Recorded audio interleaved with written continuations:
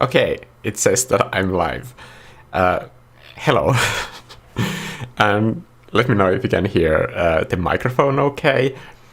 I just got everything set up, and no matter how I try to prepare for this, it seems like every single time I'm at the very last possible second. It's so strange to work on a dark mode Procreate. I don't want to be working in dark mode, but there are technical reasons why for this live stream I just had to change it at last minute.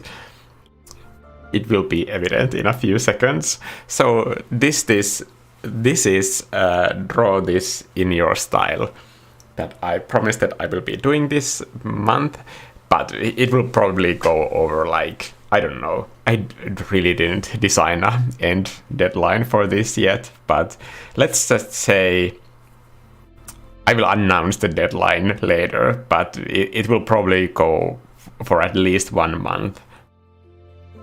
I would love to share your art, whatever you make, and there are specific rules for this draw this in your style challenge, and those rules will be scrolling in this screen for the duration of this whole live stream. So hopefully everybody will understand. It's just 3 very, very simple rules. I think I can make that happen by switching between these different screens and restarting the whole thing. So, paint your own creativity as a character. It can be a monster design, it can be a human character, whatever. 2, write in the caption what you like about your creativity. And 3, use hashtag ANGRYDTYS or tag me to share your art. And there's no maximum limit of how many versions of your creativity as a character you can make. I think at least my own has like many different shapes and sizes and forms. So I will probably be doing several as well. That's also why the deadline is so loose, because I want to have enough time to really explore this topic. And I'm excited to see what you all make.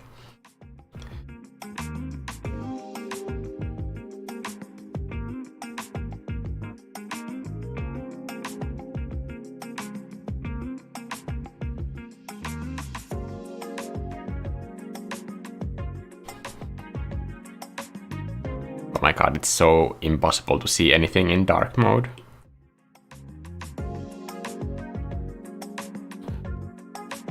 So the reason why I switched to dark mode is because I had those text prompts on this live stream as an additive blend mode video layer in OBS, and I realized that since I have like light mode normally in Procreate, nothing was visible because it was so light against light.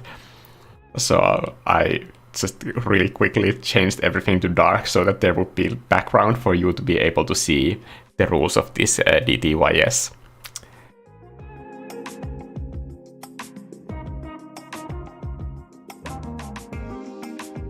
And of course, like, I have no idea what I'm doing as usual.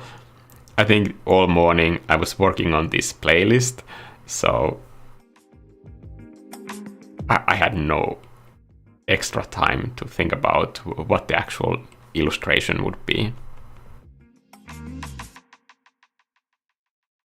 But I'm sure I will figure it out. I think I'm pretty good at just not panicking too much when I don't have an idea and just, I don't know, see where this takes me.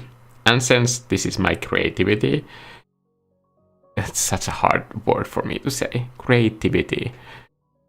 It can be pretty much anything, but I feel like right now, what inspires me, or what kind of like inspiring thoughts want to come to the surface at this moment.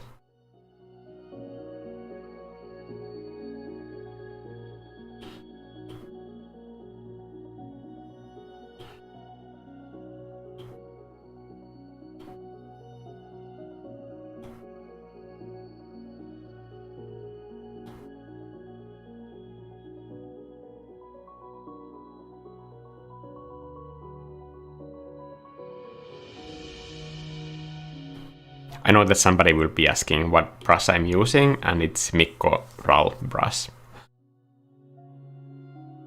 I just think that this brush is so kind of like easy for blocking in, like not just characters, but environments as well. Recently, I've been doing like a lot of commissions. That's why I haven't had time to do normal edited videos, because I've been working with different clients on, I think, really interesting projects. I'm really excited about these projects, and the one that I was doing yesterday is just one of my favorite commissions that I've been doing in a really long time. It's just, they couldn't have found a more fitting artist for what they want, because I'm so excited about their project.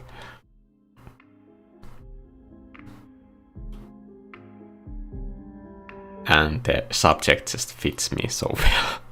I mean, it's exactly the kind of thing that I would be doing on my free time anyway. So I think that's fun.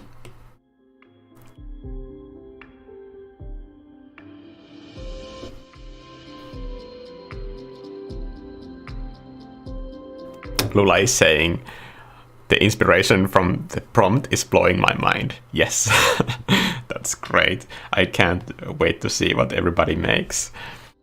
I think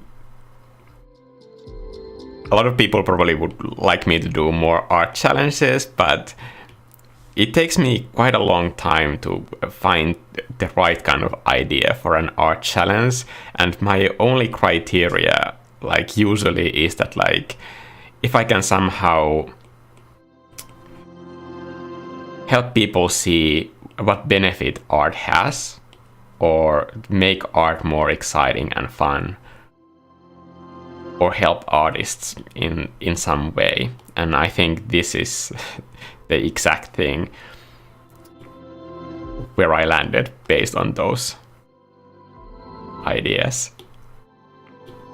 I think this second rule is really important in this challenge, because I think it can help you process and put into words why it is that you paint in the first place, and what do you get from spending that time with your ideas, and why listening to your moments of inspiration. Like, what does that do to your life?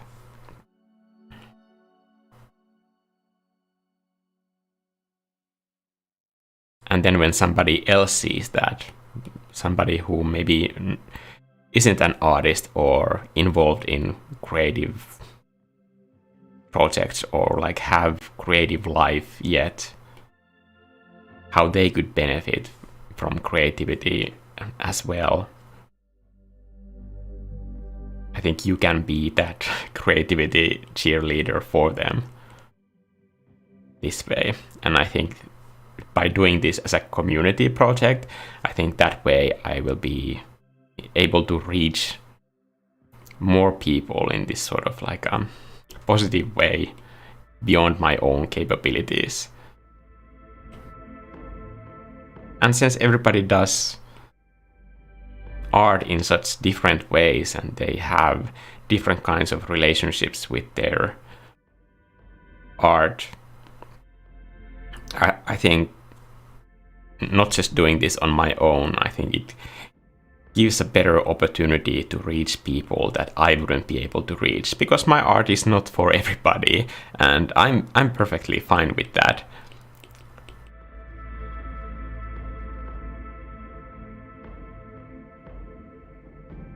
But this is where you come in. Like, you can be that positive change in somebody else's life that kind of like clicks with you, is part of your group in some way.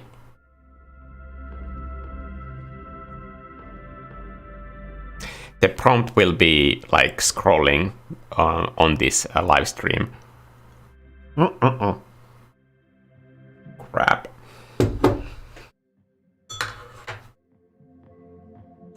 I just spilled coffee all over the tablet. Oh my god. Even on the screen.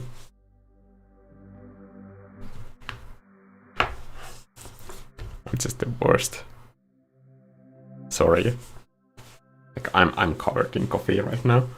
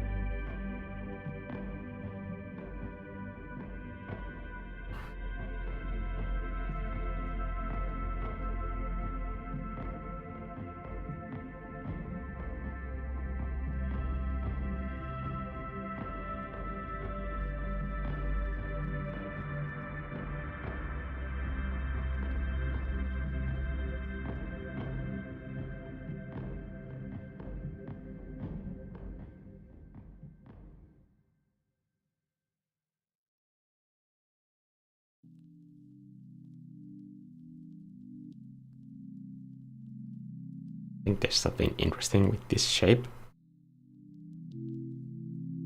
Usually when sketching, I try to be kind of critical if my first idea isn't kind of clicking with me immediately. I don't need to save it or kind of attach myself to the time spent on doing that. And I think that is especially important when doing sketching, because sketching can be time consuming, but you shouldn't put any value in how long it takes to make art. Notice this a lot online, especially with young artists, that just because a piece has a lot of details or takes a long time to make, doesn't make it any better. So the same goes for when you are sketching your own art. Just because it has taken a lot of time, doesn't mean that you have to stick to it. You can keep exploring as long as you find something that is exciting, and that can take 2 hours to come up with an idea like that, or it can be as simple as a 2-minute sketch. Probably my favorite sketch of all time I did in 2 minutes, and that was an illustration of a bear. Doesn't have a lot of details, and I've tried to kind of do a more polished version of it sometimes, and it just doesn't get any better. I like it the way that it is.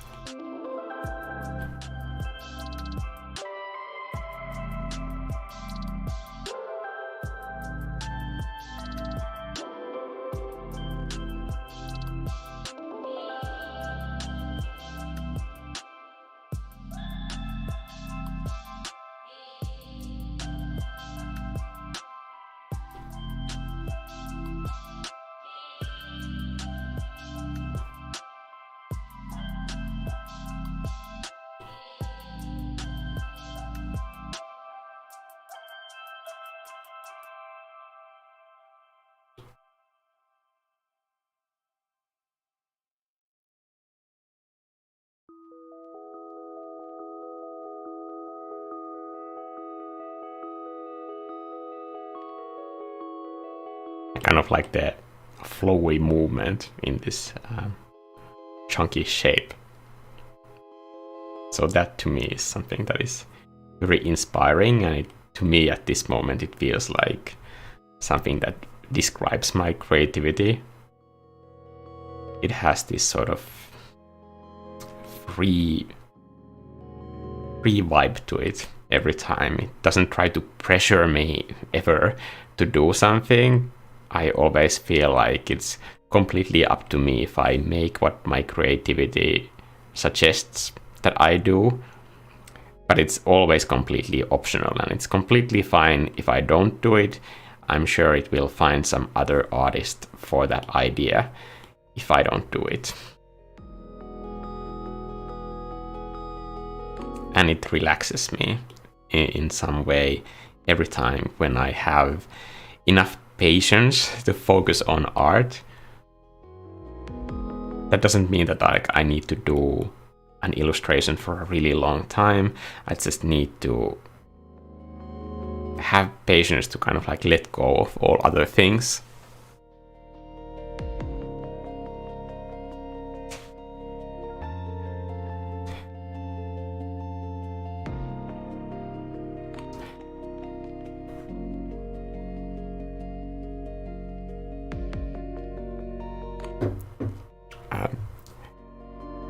Michaela, a dog, is saying, I've just discovered you a couple of days ago. Hey, Michaela. And I'm so happy I did. Your art style is absolute dream and your content is uniquely helpful. Oh, thank you for sharing. Well, thank you for sharing that comment. It's so kind. Hello, Noshad. And hi, are you using reference? Not for this one. If you feel like using reference for this art challenge, then by all means do so. I always recommend using a reference. But there is a good and a bad way to use a reference. Well, not really a bad way, but just if you copy an image instead of just like study the shape and volume of it and try to understand it through your own drawing, and having multiple references is always better than just having one reference. Like that way you can get more benefit out of your reference. But just repeating the shape in another image, I recommend always like having a reason for like why you are making the piece. In this case, I think the reason is pretty obvious. Gonna lift up this screen a little bit. Whoop.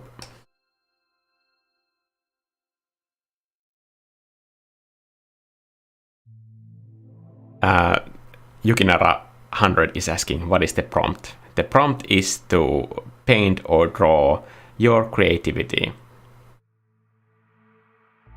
And once you have your character done,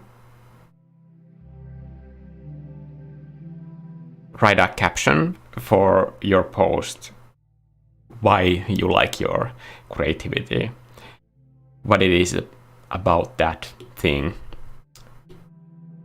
that makes it like a fun character to spend time with. Because you are making art, so there is some reason why you're doing it. And hopefully that's a reason why you enjoy spending time with it.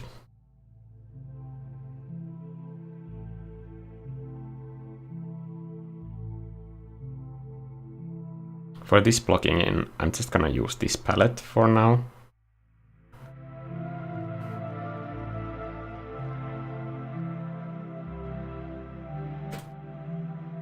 And just see what comes up.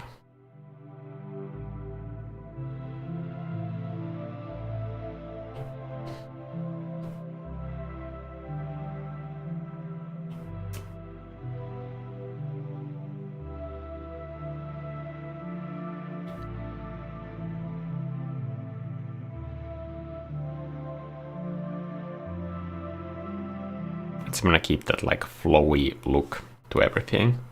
Hence it kind of looks like a bear. I think it's important that every bear has a little halo.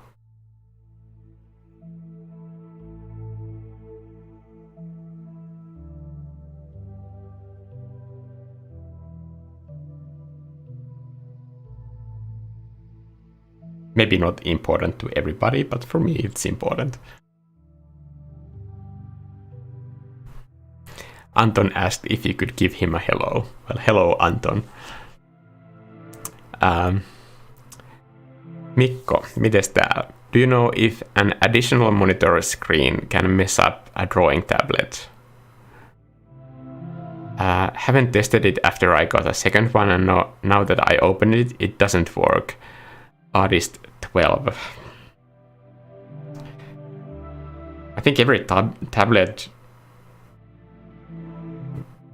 that I have used ever, it has been with multiple monitors. Usually I have 2 screens for PC stuff and then the graphics tablet monitor attached to that PC. So I think it's just about settings to making sure that the monitors are assigned correctly. Sometimes by default, a lot of like graphics tablets assign the screen space to all of the screens that you have on at the same time, which is obviously not how anybody actually likes using them.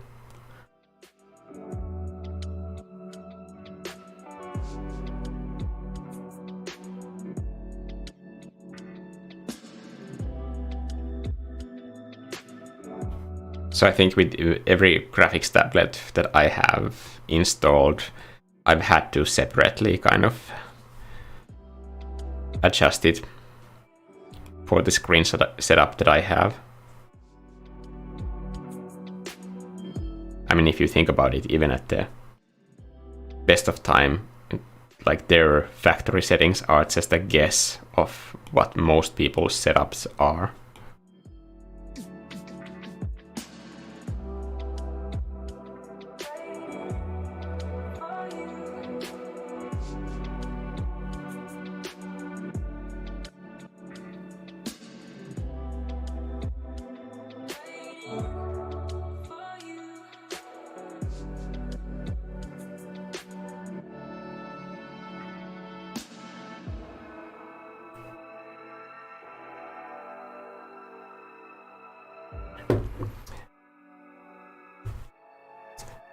Is that a bear? Give him a bit of honey. Well, if you draw a bear, you can give it honey. Have you tried Heavy Paint app? No, I haven't.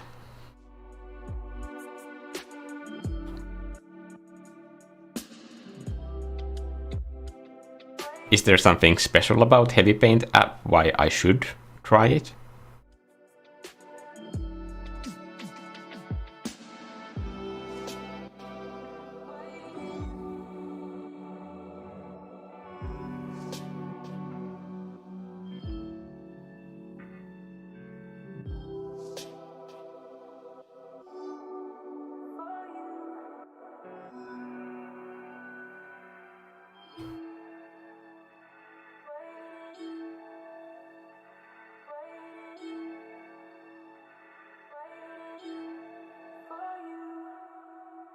I think all the applications that I use for art, they all serve kind of a different purpose.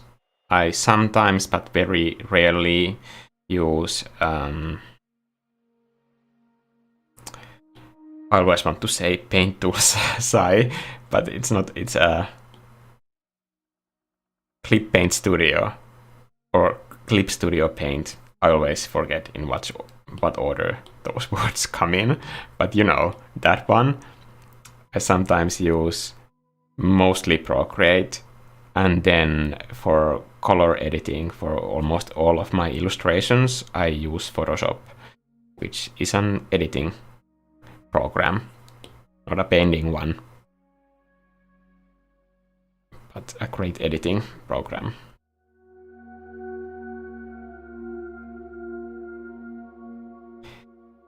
The concept art class that I'm currently doing in Helsinki, in that school, most people that use the school hardware, they are using Photoshop for painting, and I would just much rather teach digital painting and concept art on some some application that doesn't have that many unnecessary buttons, because especially with somebody who is like new to digital painting, like it can give the illusion that like all these buttons and menus are somehow important.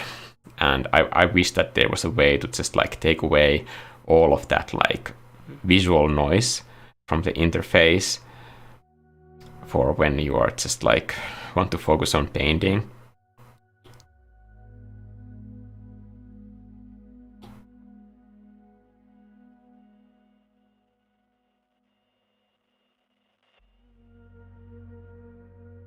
I mean, obviously it would be different if I was there to teach like just editing or something like that.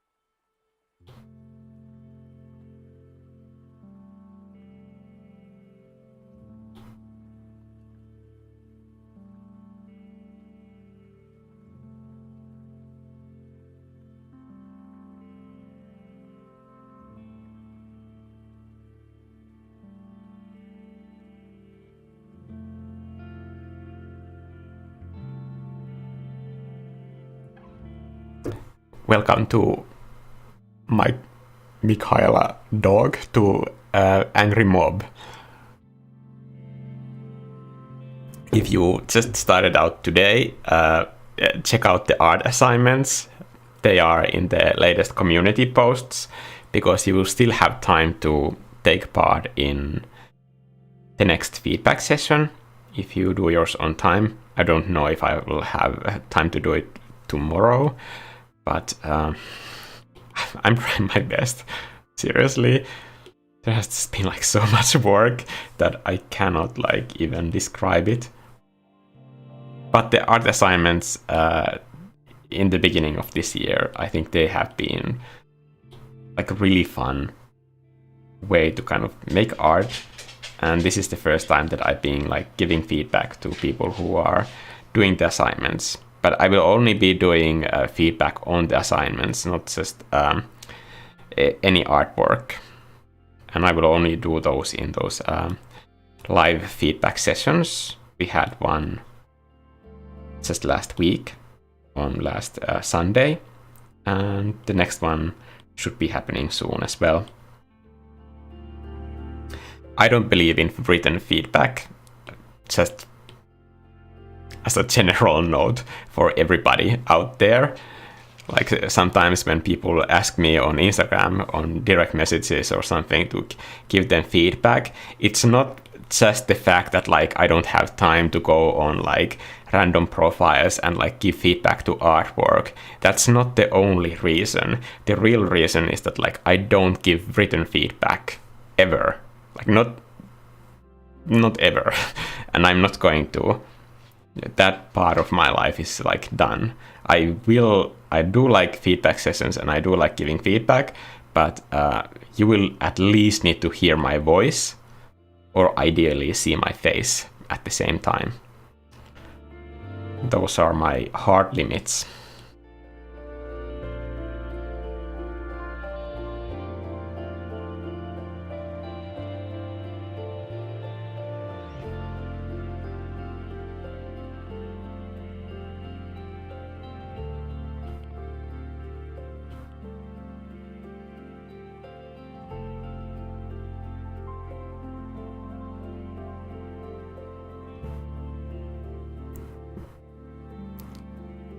I just missed a comment from Shaps.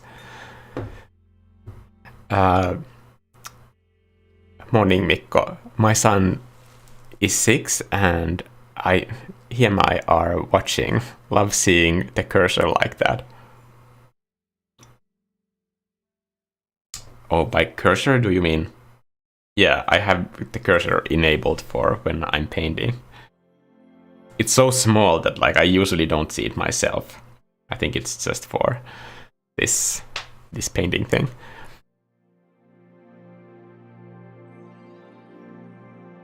Viltsu is asking, what are the type of thoughts you have when you draw?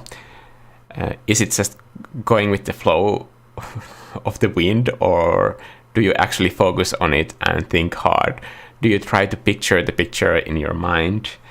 I think in the beginning, I just let the paint fall wherever, and often that doesn't produce like good results, but to make that more likely, I think I went over this a lot in my previous intuitive painting video, because that's really the way that I do paintings like these, is that I have these set methods how I can kind of increase the odds of like landing to an idea that is kind of like easier to salvage into a real painting.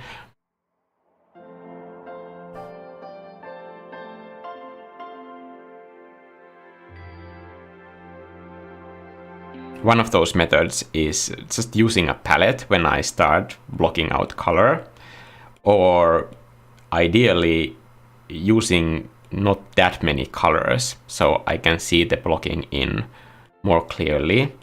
If I have tons of like very bright saturated colors everywhere, it gets a lot more difficult to understand what I'm making or how it can be fixed when there are so many areas to fix. It's always, not just for me, but it's for everybody, it's easier to add more colors and more saturation than to take away them. And this is also like one of those like very common like beginner mistakes that beginner artists add a whole lot of saturation and different colors in the beginning, and then controlling, for example, what the light source is. Is it warm or cool light, and how you depict that in the way that you paint those colors. Like those become like really difficult elements to fix if you haven't made those decisions. I think it's looking quite nice already.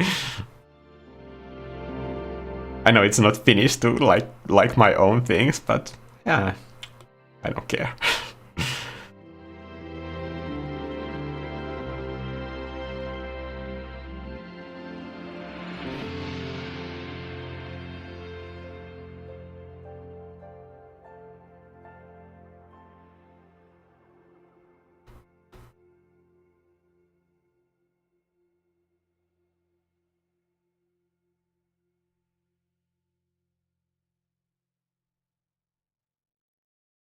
I'm thinking that this background, like bright color, kind of works, but maybe I need to kind of blend it in somehow.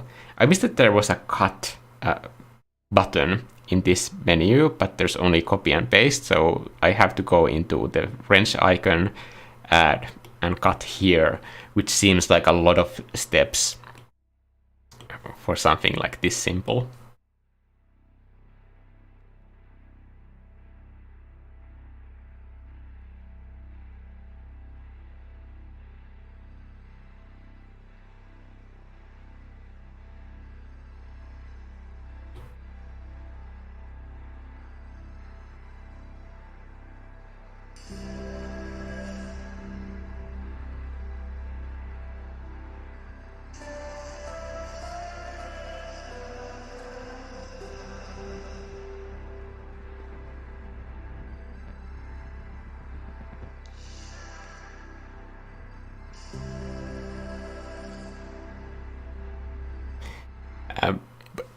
Puneet Dev is saying, hi Mikko. Hey Puneet. Hello, new viewer here. I must say you inspired me to take up digital painting, and the most helpful thing your content provides is that everything starts from almost nothing and ends up becoming art. Yeah. Well, I think it would be ideal, at least for my own sanity, if I could start these live streams with some kind of a sketch and an idea. But honestly, I just don't. I don't have time for that. I was working on the commission all day yesterday,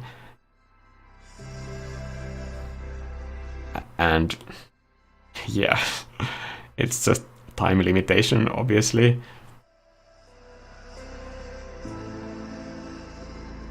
And tomorrow I have school.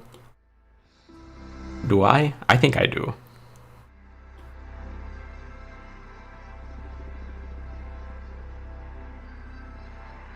No, it's on Monday. This is Saturday. See? This is how busy I am. My lunch today was literally me running from the kitchen with 2 sandwiches, and as I was like copy and pasting, here are the prompt rules on screen. As I was kind of like editing and trying to transport these prompt rules into this live stream, like I was literally eating with my left hand and using the right hand on a mouse to make all this happen, and I did it as fast as possible, and even still this live stream started 1 minute late because I was working from the moment that I woke up to that second that the live stream started. I guess like you could argue that I'm still working because I'm here, but I don't like to think about it that way. I think me spending time with you guys on a live stream, like that's, at this point it feels like me time right now.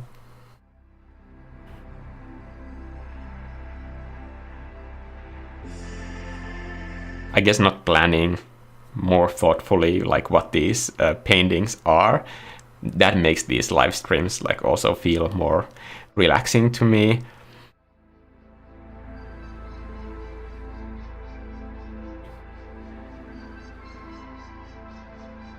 Because I'm sure otherwise it could easily feel like I'm just filling out line art with color, which is not really painting. And I don't like working on art like some kind of a coloring book. Personally, again, however you like doing your thing, do it. But I like there to be like design decisions, because for me, digital art and illustration is still mostly concept art.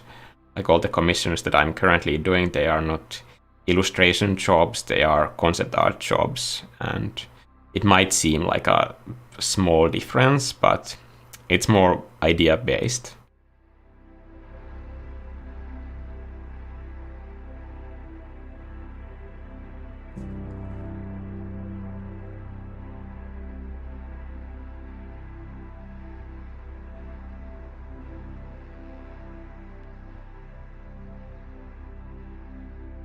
I also think that the kind of art that I do, like, it takes a longer time for something like AI art to have any impact on the kind of commissions that I do. This was something that I was just thinking yesterday when we were having this talk with the producers about the illustration, because like there's so many like functional aspects about the project and the characters and the world that it's just way too custom, and to build that kind of a story into every single detail, like there's so little space on the canvas in those cases, and it's literally like what kind of a door handle or lock size. Literally, like this was one of the points of discussion that we had, that tell the story, and then building the shape language in a way that like all of those elements are unified with the other aspects. Just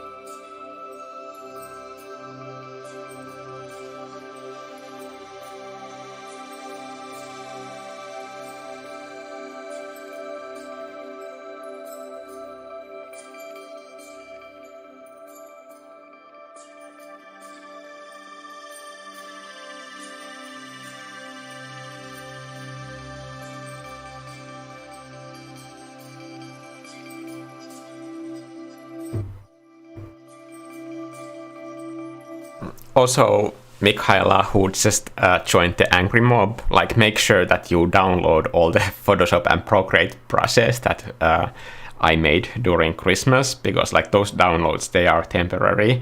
But for this month, because I made so many downloads for Christmas that I wanted to extend it.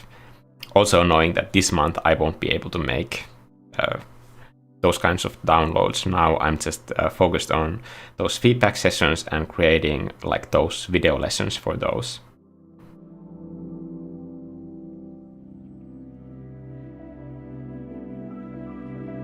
I think the most smartest thing that I did when I started the whole membership for this channel is that I didn't have like a very set list of things that like these are the elements that I'm going to do each month, and that was just like pure random luck that it happened this way.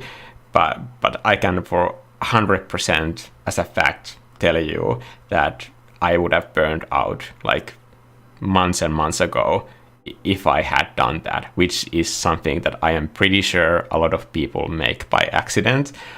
And whenever we have these meetings with like other video makers in Finland, I always advise the same thing to them, that like if they want to have like a channel membership or start some kind of a Patreon type of thing, because that's what channel memberships basically are, that for the love of God, do not set yourself into a treadmill that you hate.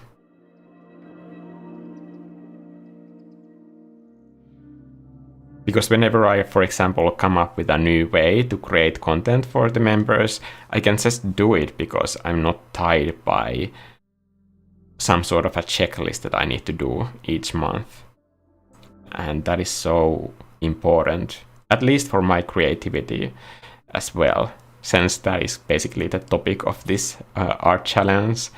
Like my creativity loves kind of like thinking in the moment, and if it comes up with some kind of an idea, there's nothing worse than like having a set way of rules on how to make it or instructions for it.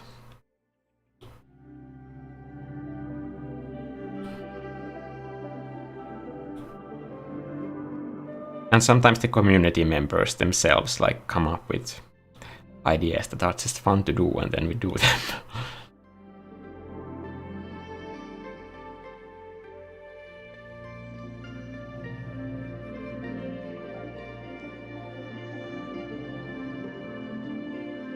The colors are weird, but like there's something about the whole vibe that I like already. Seems to fit with the music as well, doesn't it? Hello from Australia, Mikko. Hello, Ryan.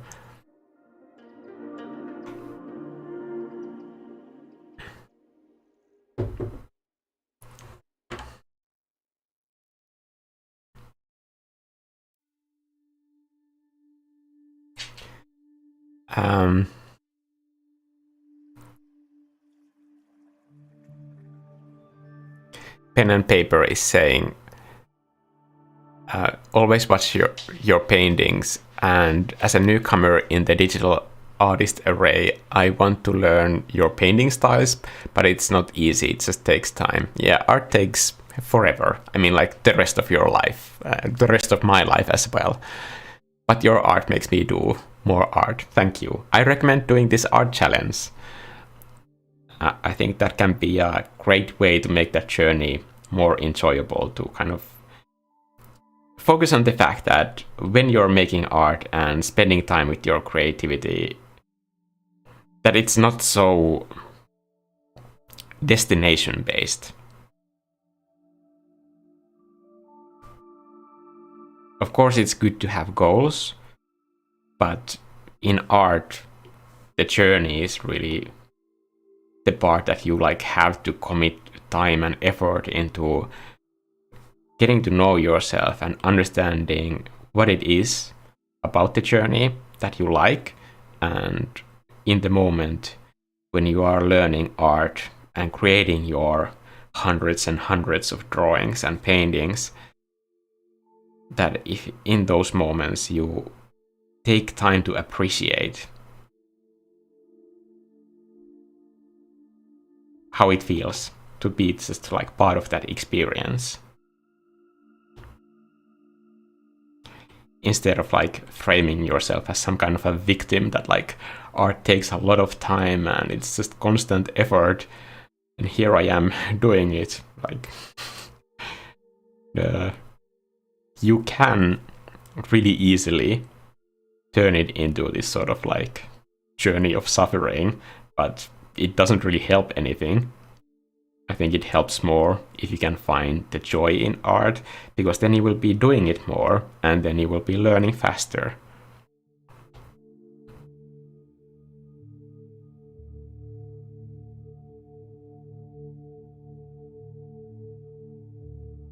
I think for that reason it's also important to appreciate the art that you are currently making, what you are currently able to do, and not just always think about what you should be making in the future.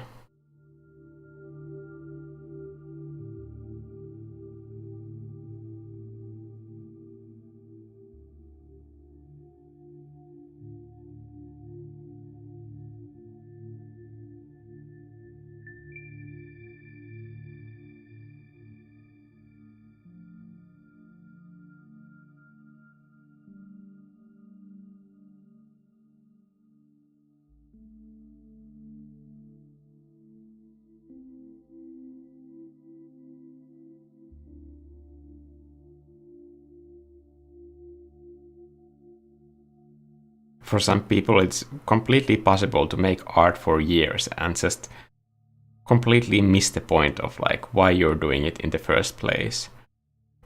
Or if you don't actively pay attention to what you are getting from the practice itself, then you just don't get those benefits. You're just practicing something, and I think that's pretty sad, considering like what an opportunity at least art is for me to know myself and understand myself better. And whatever is happening in my life, I think it's always shown in a more honest, truthful way in art than in anything that I would be able to verbally articulate to somebody else.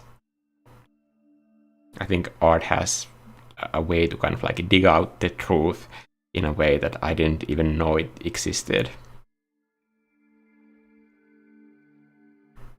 And when you kind of commit to that, you will be able to maybe dig out those emotions and feelings from somebody else who just sees your art. And that way, appreciating art can be also a way to know more about yourself.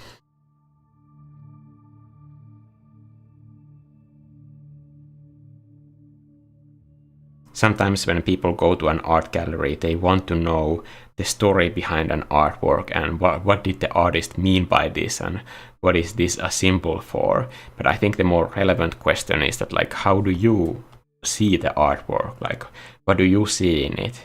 Because that's, I think, is the more important purpose of art, that it can help you kind of understand the complex life and world around you in a better way.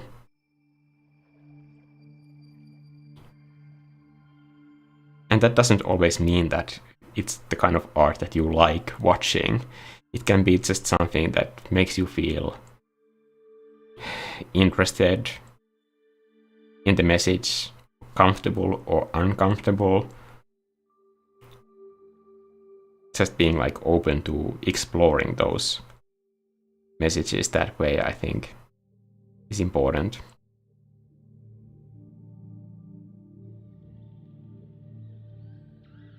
And it's not any different in commercial art. Sometimes people think that just because you're making concept art for a client, that you're somehow exempt from this because money is involved, or it's a bigger project, or it's part of some bigger IP. I think art is art, and if you don't put your own thoughts and emotions into it, it's going to be bad art, or at least art that is really hard to care about.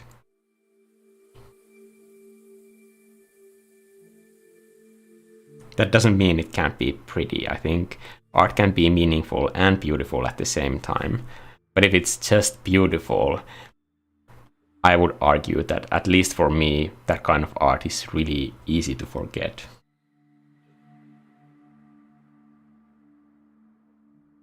I really like the tender way this like one leg is extending here. It's so elegant.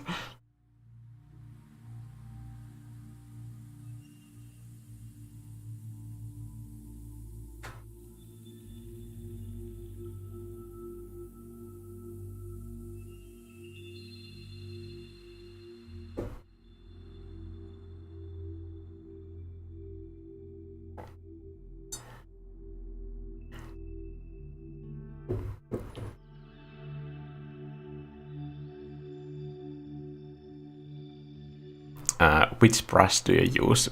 Janina Lunari is asking. I'm using Mikko RAL brush from Brushes for Painters.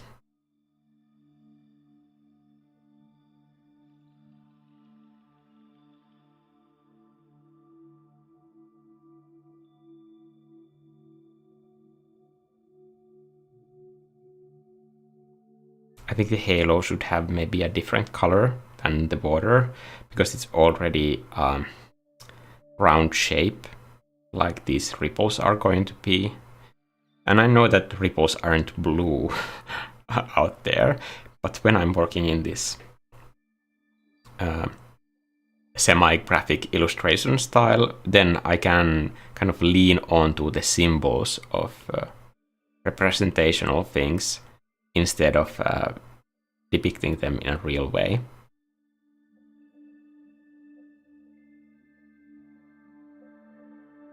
I think if anybody has seen my how to paint water reflections tutorial, like when we did that material live painting session, I think that's the way that I do realistic water. And I do think that that looks realistic in that piece. I still need to finish like the rest of it, because it has the whole over water elements as well that I didn't do in that live stream.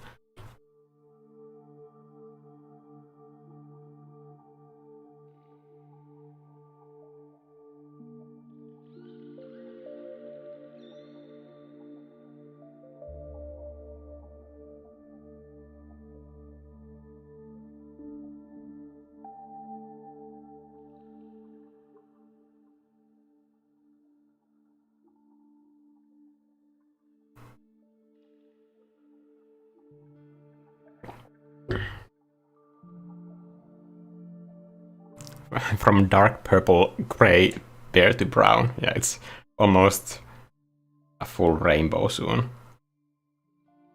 Rainbow bear would also be like one way to depict my creativity, I think.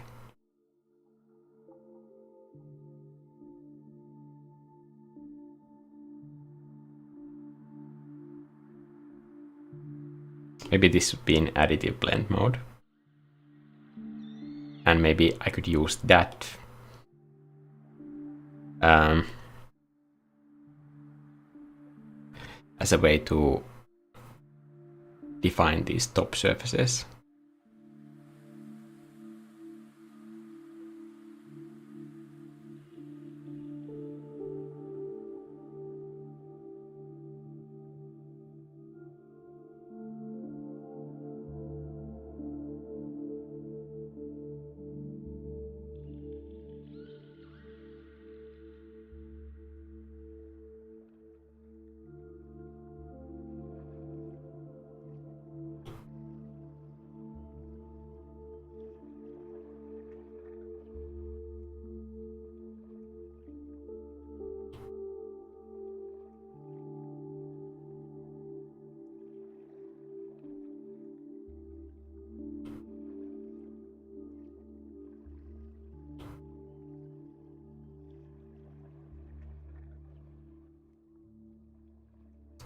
I'm having so much trouble lately. I don't know if it's just me or anybody else experiencing this, but whenever in Procreate I'm trying to grab and move layers, it just feels like so bad. It's just like the dynamics of that action. I don't know, is there a way in preferences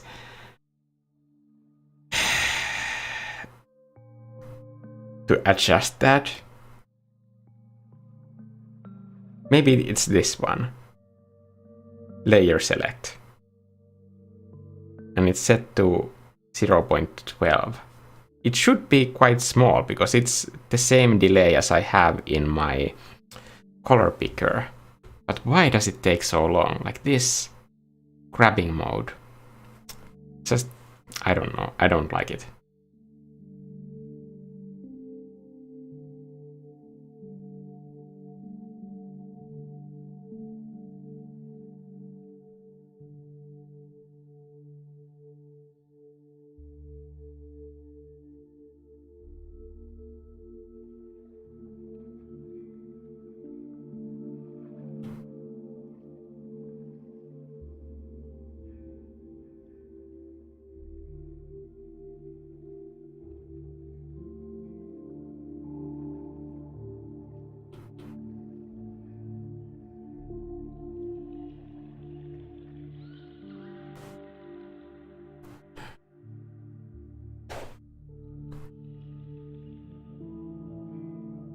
Sharon is saying, don't get overwhelmed, Michaela. I got membership 2 or 3 days ago and still catching up with videos and stuff.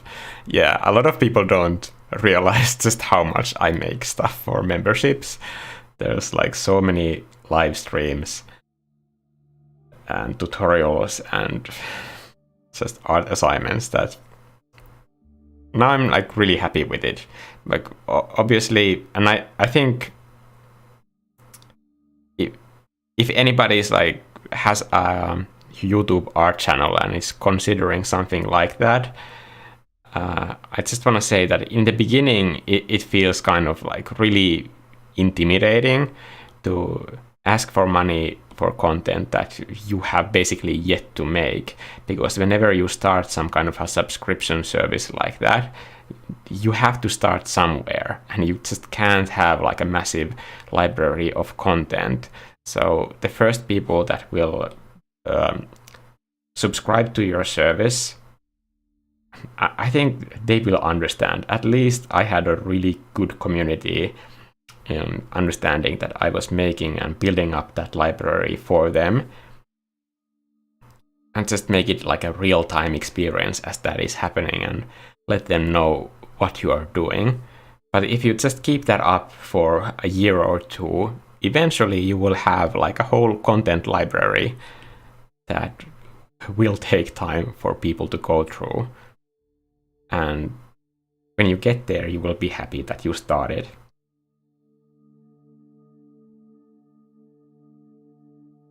But I understand that it can feel kind of daunting, like when you have 2 videos and your goal is to have 200.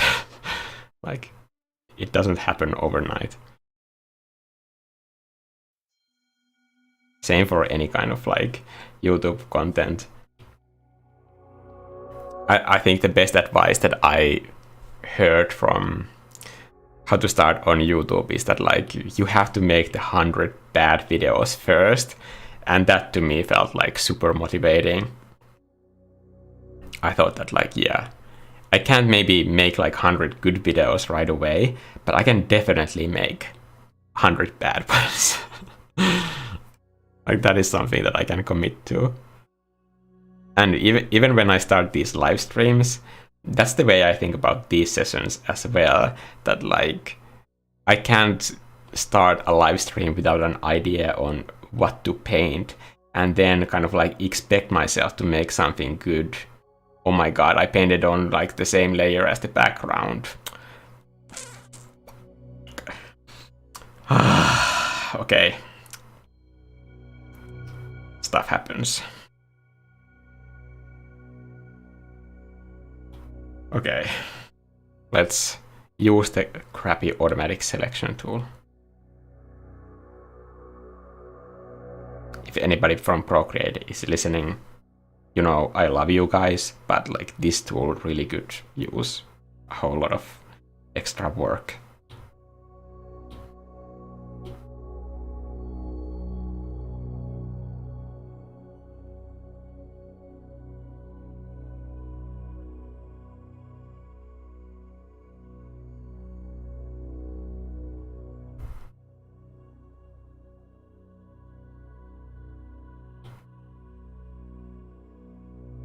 Okay, wasn't that bad.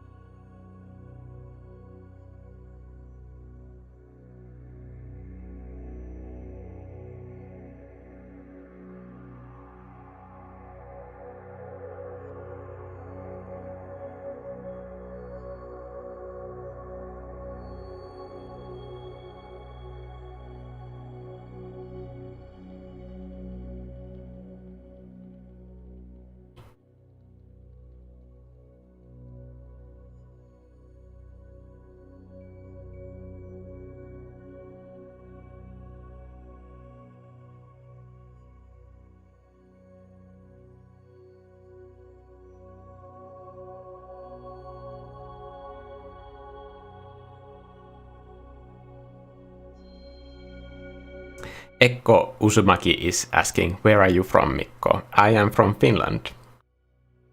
It's very foggy and snowy right now. When I was out walking with Vivi, you can't really tell where the horizon ends and the sky begins, because it's just white and gray everywhere. I can barely see the buildings from outside my window. It's so white.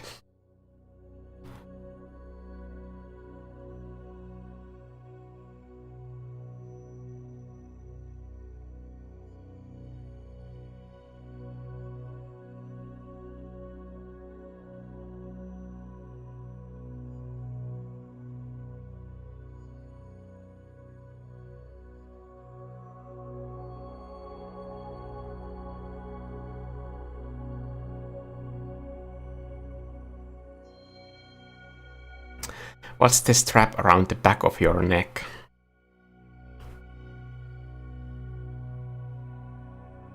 Oh, you mean this? Like, this is my painting harness.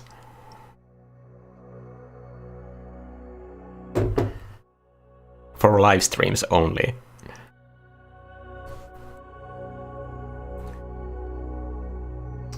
Cosmic Kitty is asking, is there a deadline for this creativity as a character challenge? Not at this moment. At least, let's say that at least 2 months. I also have my birthday this month, so I don't know. I just wanna have fun with this challenge because I have so much work currently with the commissions that after the commissions I wanna come back to this and do like different versions of my own creativity.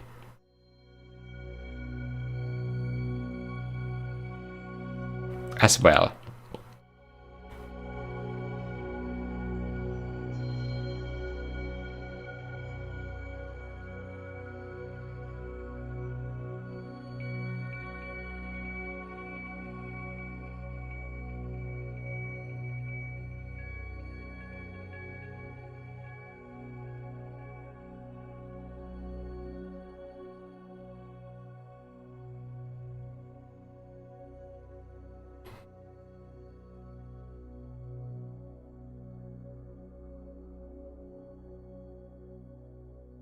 I'm trying to grab the layer again.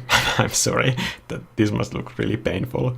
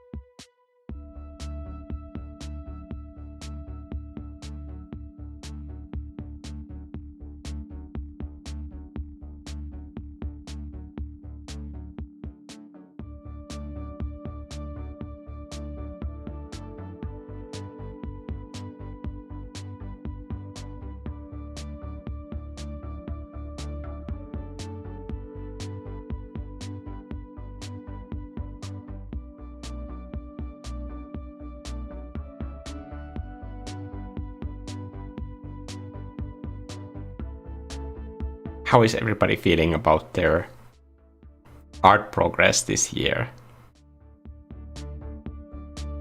This is the second video that I've been doing so far, so maybe it's too early to tell. I hope that somebody is like feeling optimistic about the progress that they're making. You don't have to see the progress right away. It can be a slow, gradual thing. That's the only way that it's like realistic progress, in my opinion, anyway.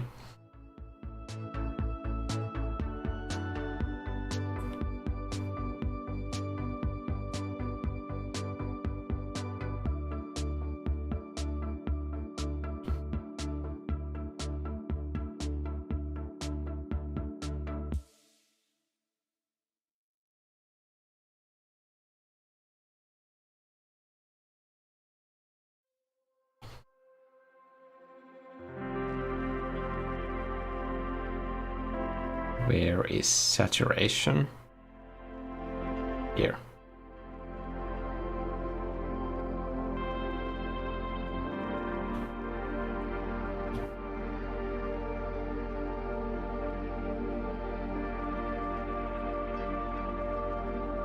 One cool way to use blend modes is that if you know what the blend mode does, but it's too drastic, you can kind of combine it with a normal blend mode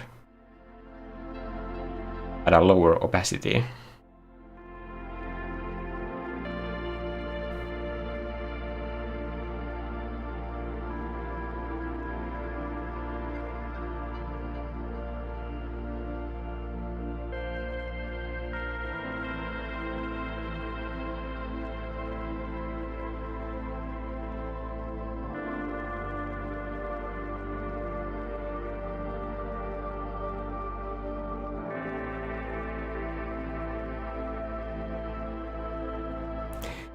Bear and lake, I can clearly see the fin in this, yes.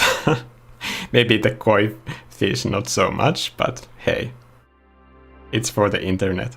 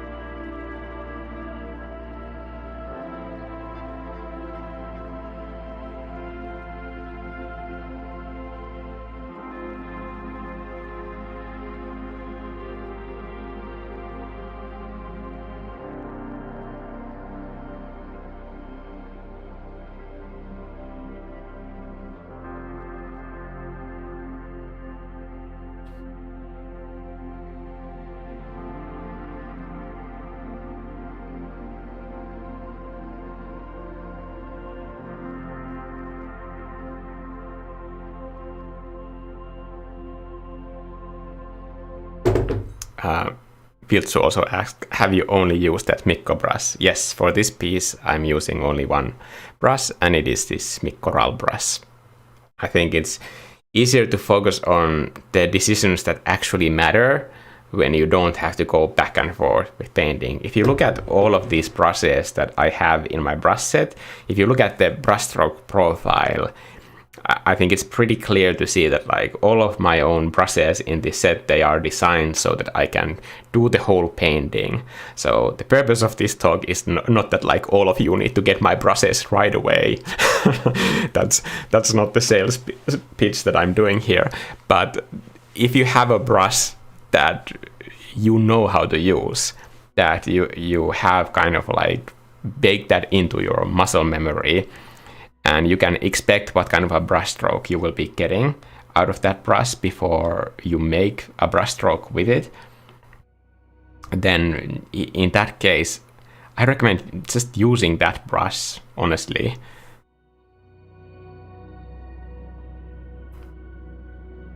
Especially when you're learning art, like just it's completely irrelevant what kind of a brush you are using, but if the brush itself is causing you to like go into the menus and adjust your opacity and size and whatever all the time, then it's not a good brush.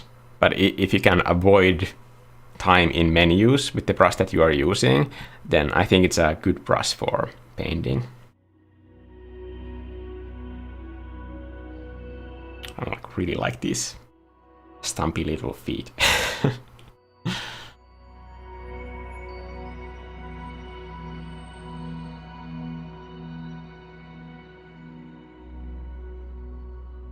Going to do a darker color layer.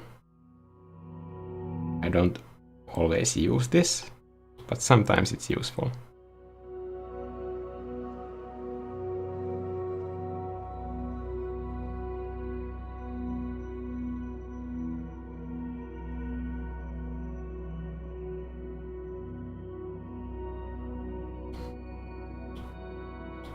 And to protect the texture of the painting, I usually use the same brush as an eraser tool. That way I can keep the edges consistent.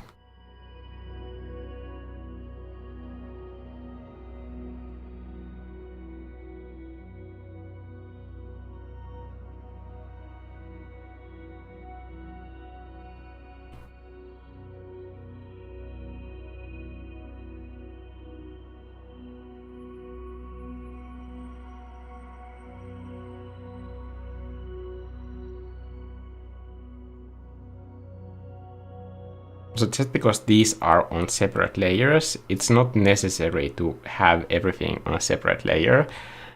I would in fact say that like for this illustration, I think it would benefit me to merge everything down as soon as I have all of the design decisions made, and then work on a single layer. Because like, for example, like in the instance of these sort of elements, personally, I love the kind of like tactile feeling that you get from when you're, for example,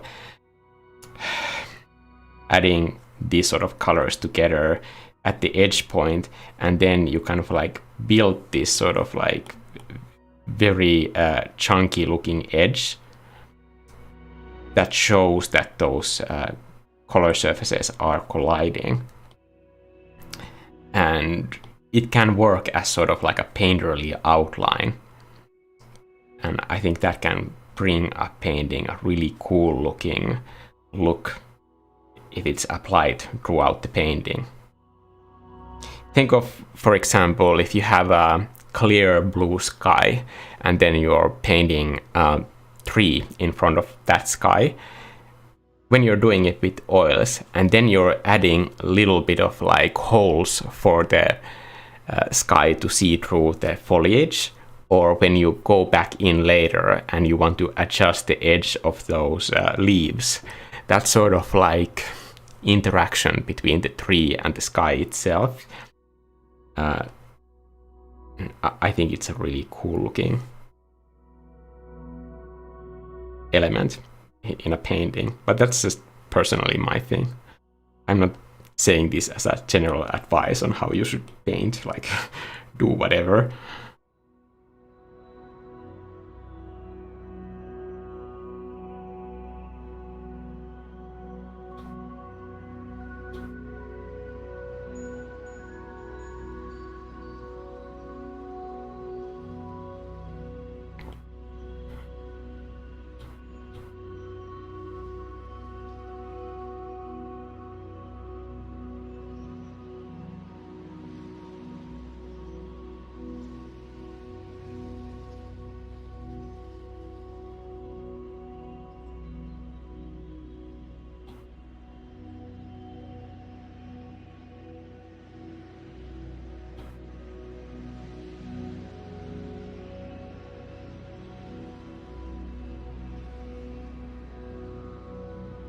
Just a quick reminder what I said in my last video.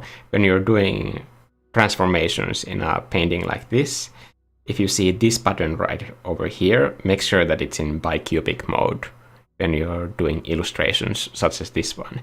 If you're editing a gradient, switch to bilinear, and if you're working on a pixel art piece, only in that case, set it to nearest neighbor. And for example, if you're expanding your canvas, then you can do that expansion manually by just like going here and into the canvas, crop and resize. And you can increase the canvas size separately like this if you want to have a bigger canvas. And if I wanted the background of this painting to be scaled in a different method, because in the background I have this very smooth looking gradient on this layer. This I would scale in bilinear mode separately, and then select the rest of the layers and scale them up in bicubic mode. That way you would kind of like get the best of both worlds. I don't know what the default mode of Procreate transformations is, but at least that way you would be sure on how you're doing it.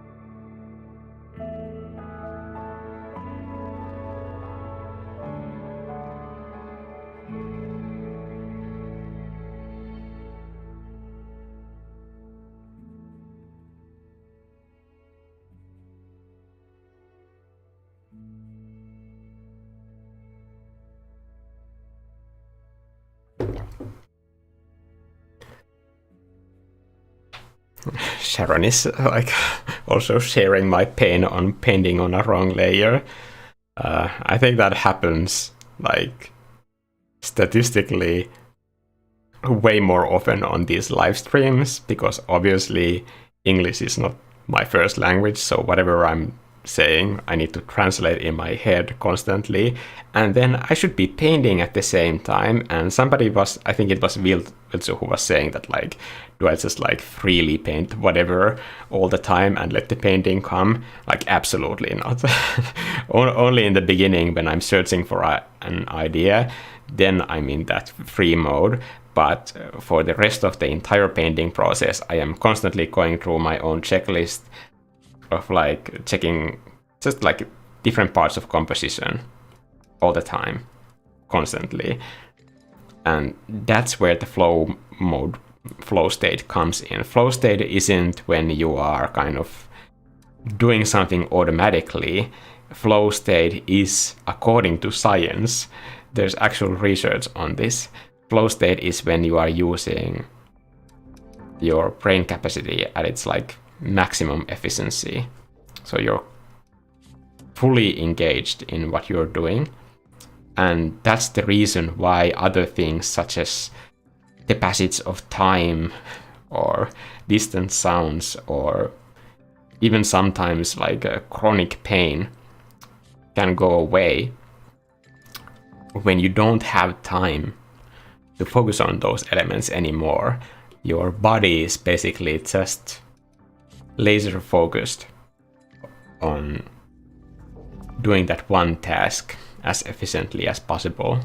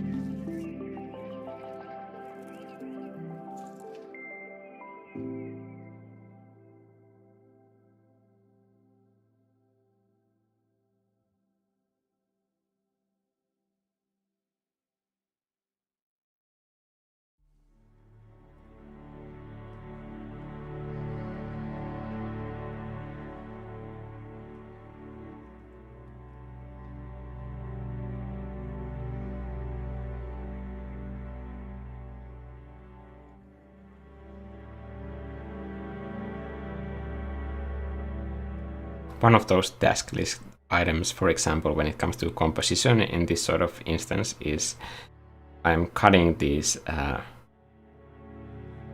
of wedges into these lily pad leaves. Not really lily pads. I don't know what they're called in Finland, since like the water flowers look so different.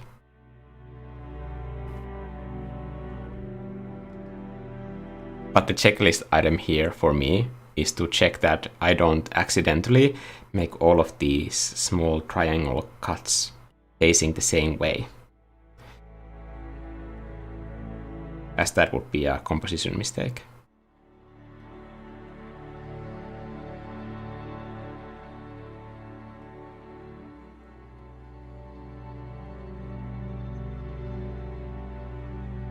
Every painting has its kind of like own internal rhythm, and it's surprisingly easy to destroy it without paying attention to those sort of details. It happens automatically. We humans, we just want to organize things into neat little predictable packages, but nature isn't like that. Nature is wild and chaotic, and that is really where the beauty lies in depicting nature, even if it's in this sort of like chunky children's book illustration style. Even still, like, you can have that same feeling of nature if you can capture that sense of chaos.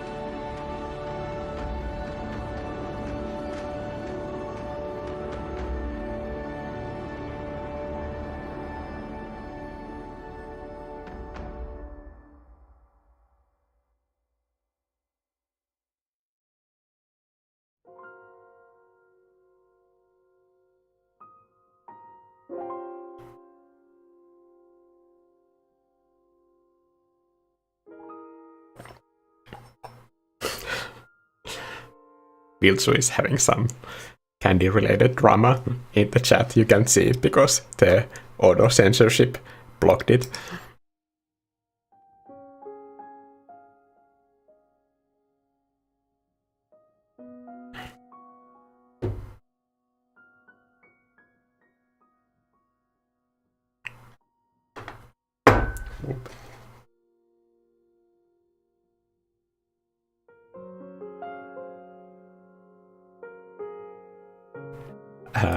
Lula is saying, I am so in zone with these fab tunes. Yeah, I'm really happy with the playlist.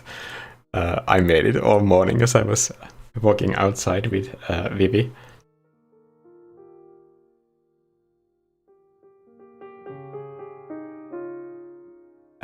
Mikaela is saying, I actually started with nail art. I've been doing that for a couple of years, but I started to really enjoy the painting aspect specifically. And now here I am. Yeah, I can see how that can be really fun. I'm sure that nail art is more fun than, for example, tattooing, because I can imagine that like making tattoos must be like pretty much like the most stressful way to do any art at all. Not that I don't respect it, of course, like it's really cool. But nail art also has those sort of like three-dimensional elements sometimes that people incorporate into nail art. So I can see how that could be really fun.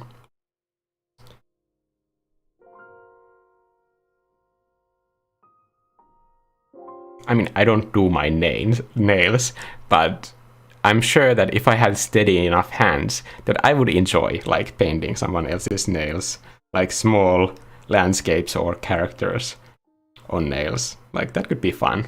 I mean, the risks are so low. I've been doing body painting, but not recently. I was mostly doing it with this, like, one guy I knew, but now I don't have anybody to paint, so I haven't been able to do that. I think the most fun part about doing body painting was the fact that I stopped posting those online, and since so much of my work is on social media, it was nice to have this creative outlet that was just for fun.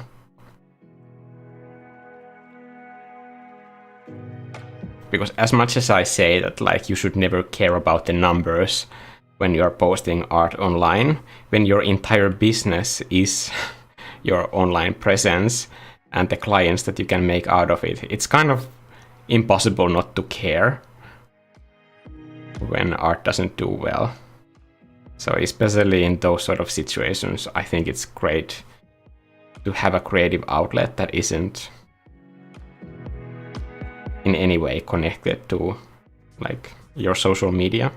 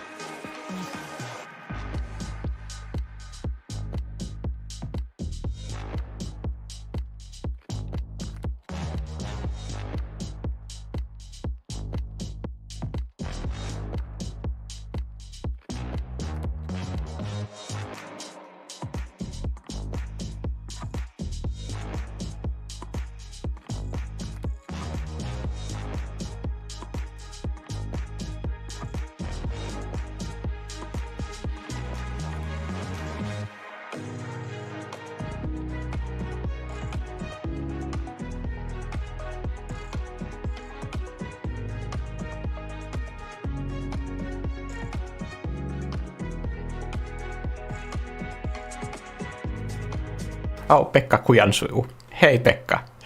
Me and Pekka, we used to work together. Pekka is saying, I believe the plant is called lumme in Finnish, so lumpeenlehti for the leaf itself. Yeah, I think lumpeenlehti. Let's not translate it further. I think that's fine.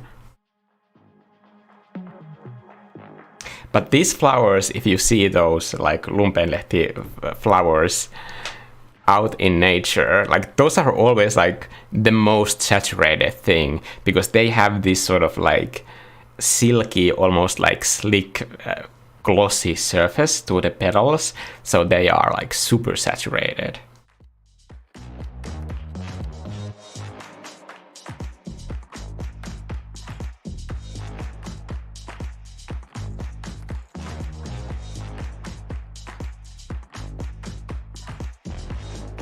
I think I remember, like, when I was playing, like, Pokemon X and Y, maybe. I think then Pekka Kujansuu was playing that same game at the same time. It was, like, maybe around the release of that game. It just came to my mind because I've been buying so many 3DS games, specifically this month. Because there are so many 3D games that I don't want to never play because the eShop is closing. I bought, I think, 4 different Etrian Odyssey games, because I love those so much. Like, words cannot describe how much I love Etrian Odyssey games. And I bought the Sun and Moon, Ultra Moon version of the Pokemon as well. What else?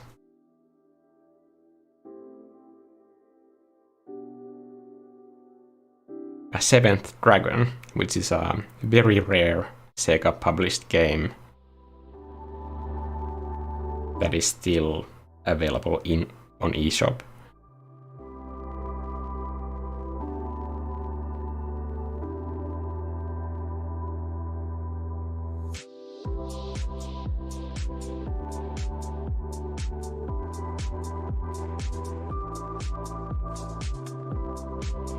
I think I wanna kind of leave the edges empty like that, so it's this sort of like a vignette. The one thing that I learned about like this sort of like vignette style painting is that the edges and the silhouette of the edges needs to be super interesting for it to work at all. If you just make it like a square or somehow emphasize the edges of the painting, then it will not work.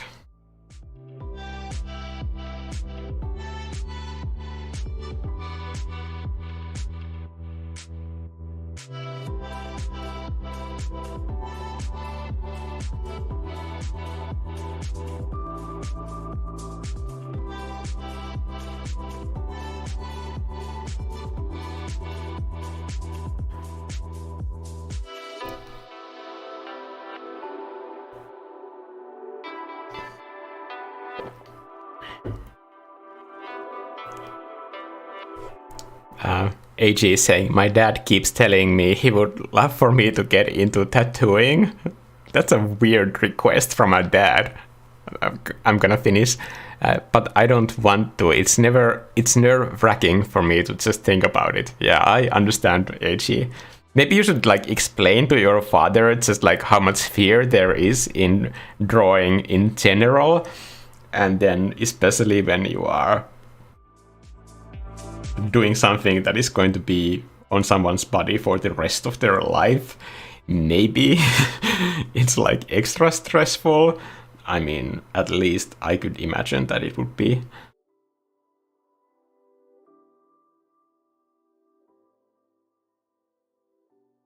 Maybe I should do like one more additive layer for the bear. Or let's do a normal, then edit it with curves.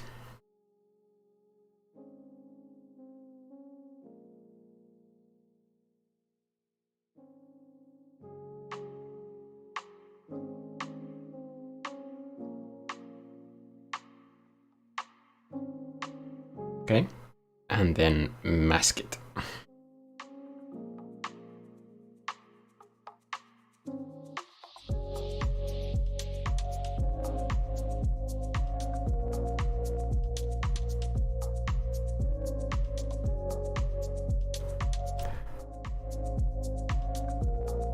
Just out of curiosity, Pekka, did you play the new Pokemon? Because like that's the one game that I haven't played, the Scarlet and Violet.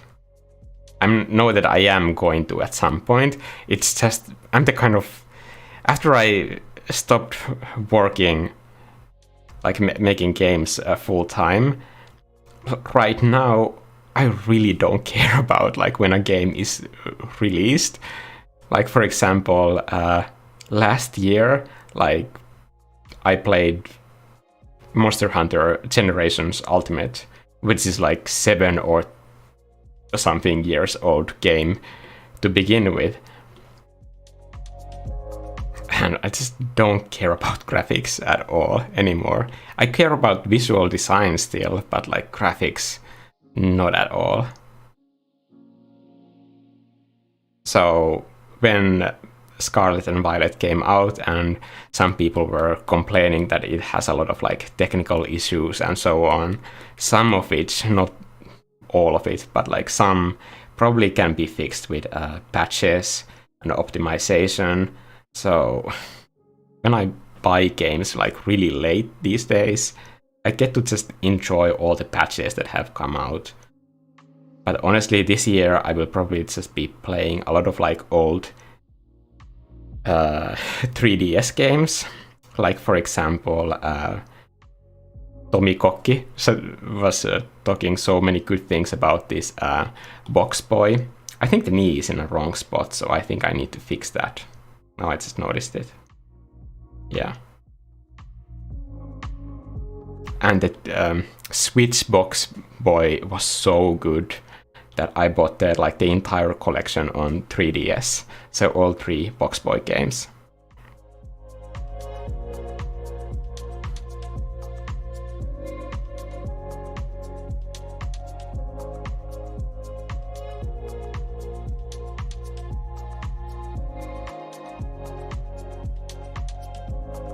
I think Box Boy is such a great example where a game doesn't have great graphics, but the visual design is so good and charming, and you don't really see it in a screenshot. If some of you is just now googling to see what Box Boy looks like, you don't see it, but when you play it and you see the little animations, it has just so much like charm in it that it just instantly won me over. Even the small accessories, like little hats that you can get in the Switch version. I was like so happy to try all of those out.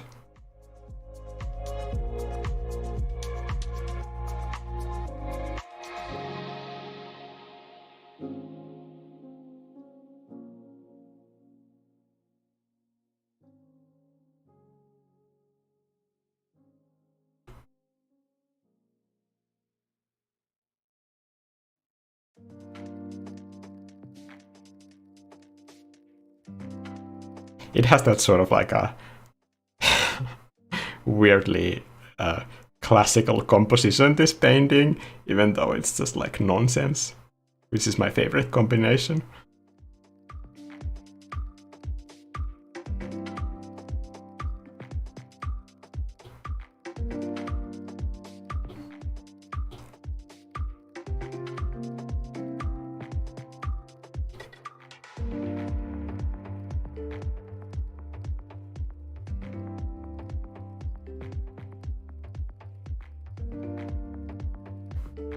How are we doing on time? Not 2 hours yet. Okay, so considering that I didn't have anything in the beginning of this live stream, I think I'm like happy with the progress. I already have an idea, but I want to keep working a little bit more to just brighten up the colors and just punch up that contrast. I think there's like so much editing room that I have left for myself that I think it's going to be fun.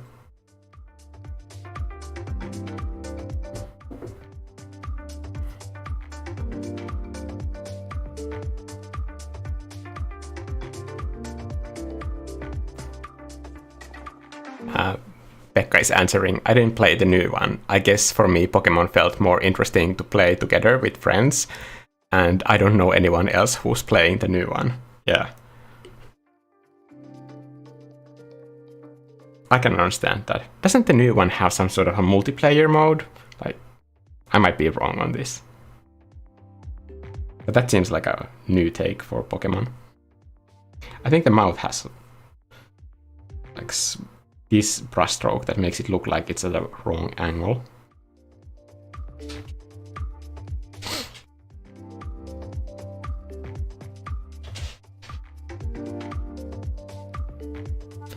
I'm very single player focused, like gamer most of the time.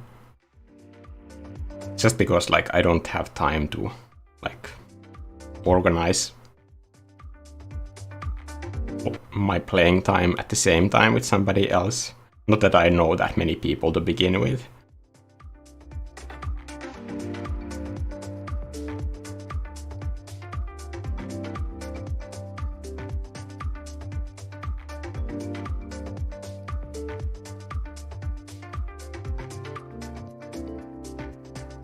But because this month has been so just crazy work-wise. I've been playing a lot of, well, a lot. A lot is a very relative term. But the remake of the first Harvest Moon called, I think it's the first Harvest Moon. I'm not sure about that. It's a remake of some Harvest Moon. It's called Story of Seasons, Friends of Mineral Town. And it's like very simple. You're basically doing this like very simple routine every time. And it seems just like the perfect game for me to play at this moment before going to sleep. Because there's not that much like stressful stuff happening there. Last year I played so much of Monster Hunter, and my boyfriend just hated that because I was playing it in bed before going to sleep, and obviously it's not like the most soothing experience, so I would be just like smashing buttons trying to stab the monster in the eye to make it fall down on the ground, and just the clicking sound of switch buttons, even if I don't have the sounds on, I can understand how that can be sort of like a hectic atmosphere that I was bringing into the bedroom.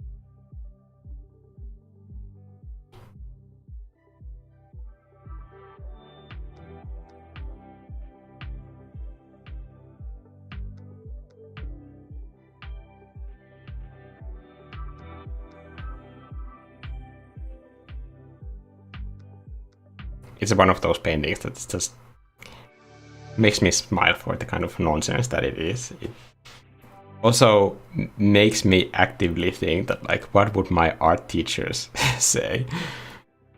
Knowing what I'm doing with the hard skills that they taught me for all those years. There he is, painting bears.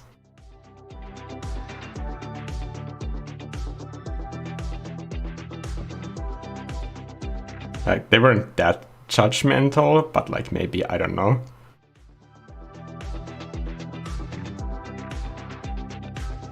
It wasn't a school for illustration, that's for sure.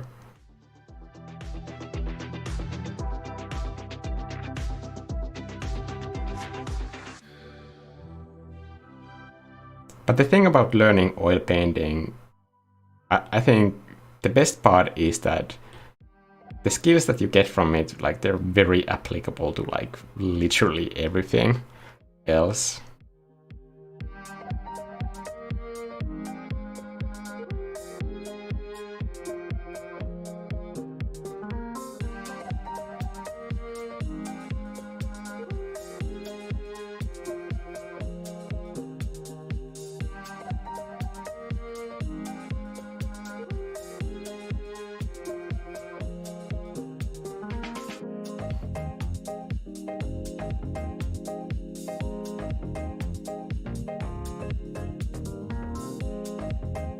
Whenever I was making, for example, games, and you have to do like all kinds of like UI design and logo design and icons and typography or whatever, like I could always like fall back on the things that my art teachers taught me in art school, and it's like always the same rules apply to graphic design as for painting. because composition is composition, and once you learn composition, you can apply those skills to absolutely everything. But that's why I always recommend just like focus art studies on learning art, because a lot of the time, especially online, not that much on my concept art classes, but like online I meet a lot of people who introduce themselves like they are learning Procreate or they are learning Photoshop, and I try to kind of like approach those sort of introductions in a most polite way possible, but like since this is not a direct conversation with anybody, like deep down inside I'm thinking that like you're learning an application by just like picking a brush, learning how to change the opacity and brush size, then you have learned it. It's like somebody saying to me, I'm learning how to hold a pencil. Like that's a different thing than learning how to draw. So Procreate is not that difficult, because like all of the basics are what I just mentioned, and like some of the fancy things you can just read from a manual and then you already know them. Like that takes no longer to learn than just one Google search. But learning to paint, like that's a lifetime of adventures.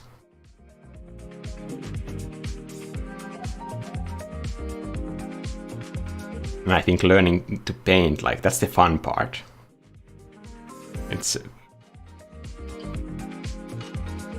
so nice, like when you can kind of learn to express yourself in the things that you actually care about. Because any art teacher can like only take you so far. Like they can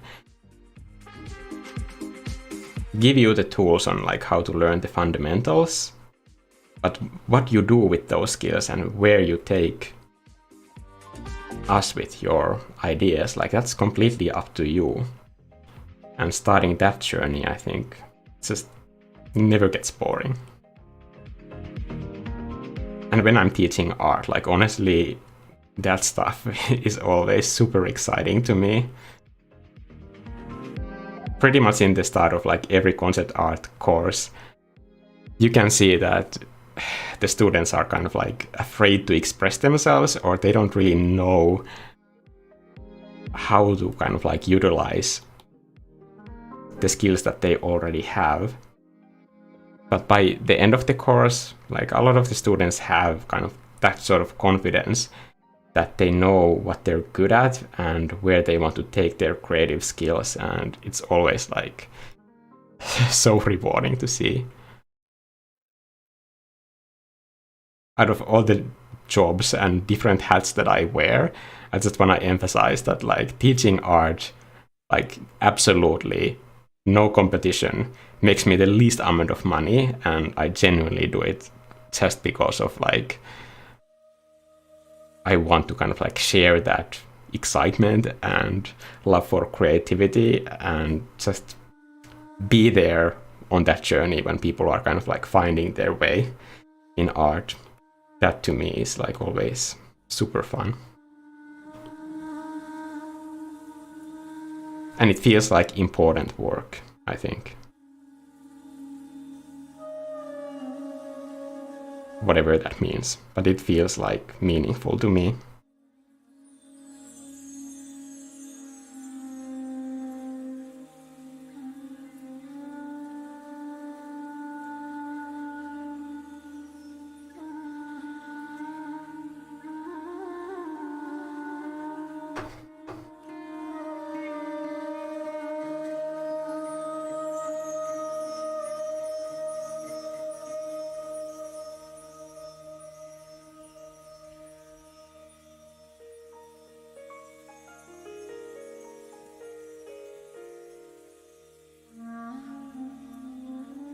People are talking about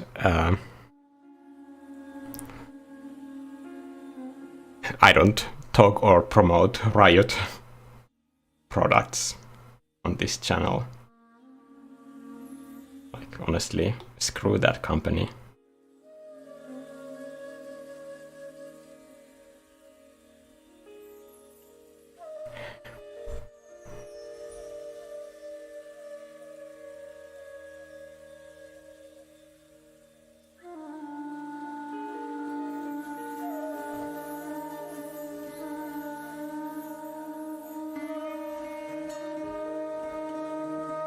Pekka Kujansu is saying, I can relate. I tend to feel like my most meaningful work is when I get to help others succeed. Do you, Pekka, do any like mentorship or like teach in schools these days? I think there are a lot of opportunities like that in the whole game business, especially like at this current moment in Finland. There's just so much lack in like good education, I think.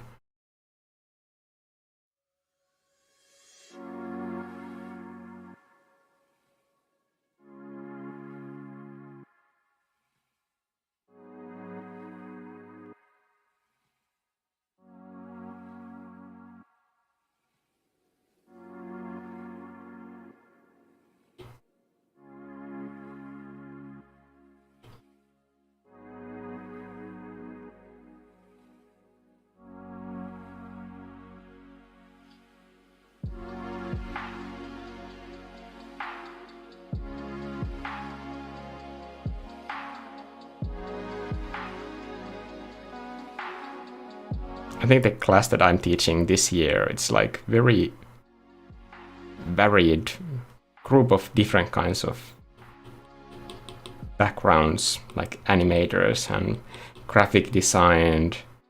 And it kind of just occurred to me that even though like it's nice to have all of these different specializations in different fields, eventually, especially the way that the whole art industry has been evolving in the past 7 years, I would say, that just like having all of those skills is going to be like relevant to all of them in some way at some point. So if you're doing animation or motion graphics design or special effects, like some of them have been doing, learning graphic design or illustration is still going to be helpful. Or if you're doing mainly graphic design, learning some like level of animation is still going to be necessary and helpful, because so much of graphic design is tied to like motion graphics these days that it's almost like impossible to separate those into two completely separate fields. And not every project is going to be that big that they have their own animator or graphic designer for different elements.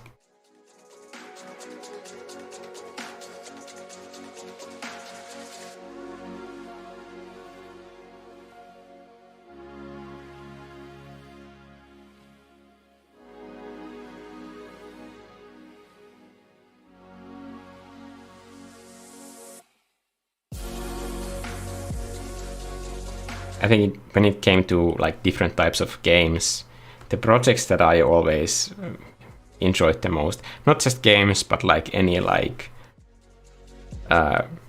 film or animation project that I've been involved with, like whenever there are like small groups of people, then I enjoy those the most. But when it's just like a huge production with a massive budget, then it becomes like less enjoyable for like several different reasons. For example, the roles, they get more specialized. You have kind of less control over what is happening. And when you have less control, you can kind of use less creativity. And it's just not as much fun. Maybe for some people, but for me, I like being part of like coming up with different ideas and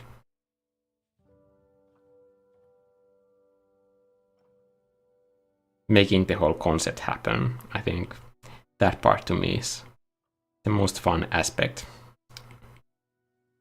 of work.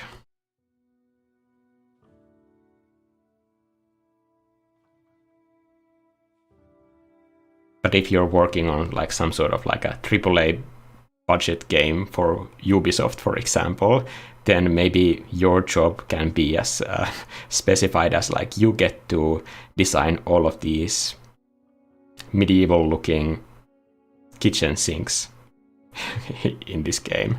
that's your job for the next 3 years. And I would just like, I don't know, jump off a balcony.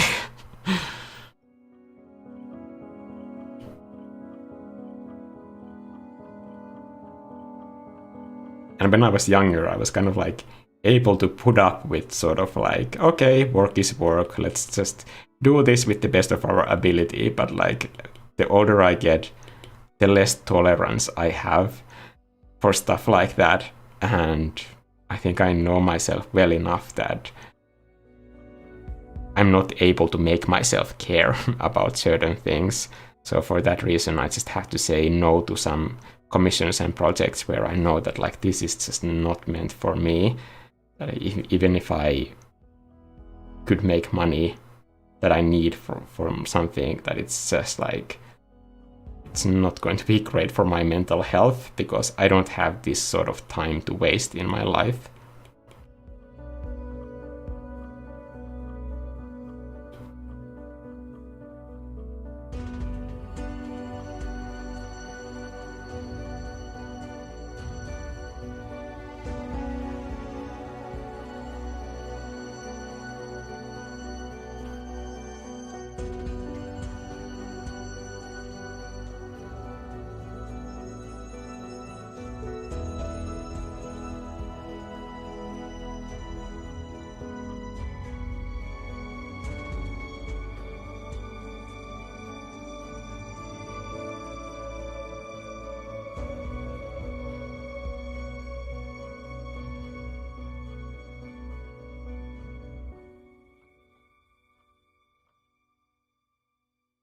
Sometimes iPad does these like weird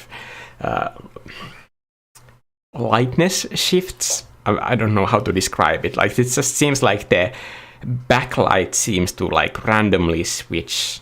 I don't know if I have some sort of like a dynamic light adjustment here. No? It's not set to dynamic light. It's just sometimes the light just seems like it dims considerably.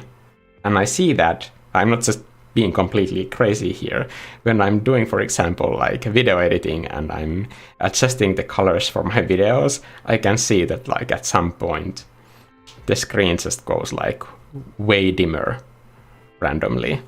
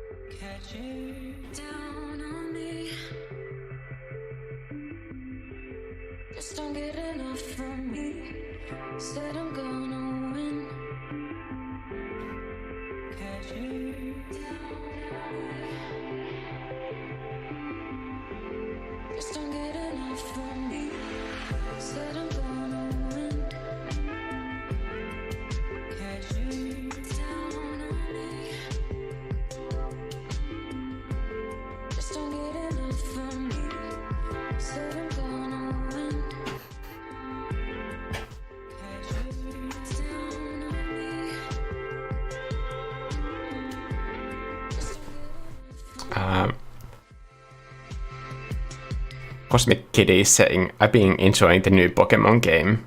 I think the internet gives it more hate than it deserves. Well, that's internet and video games, honestly. The new game mechanics were fun, but I haven't played since Crystal.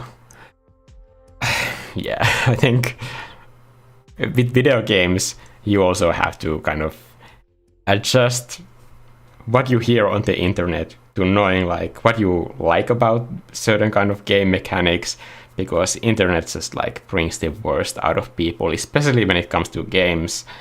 I love games, but honestly, I think that the gamers were always like the worst part of game industry. And like I don't need to kind of soften it in any way. I really do feel that way, that the gamers were always like just the worst.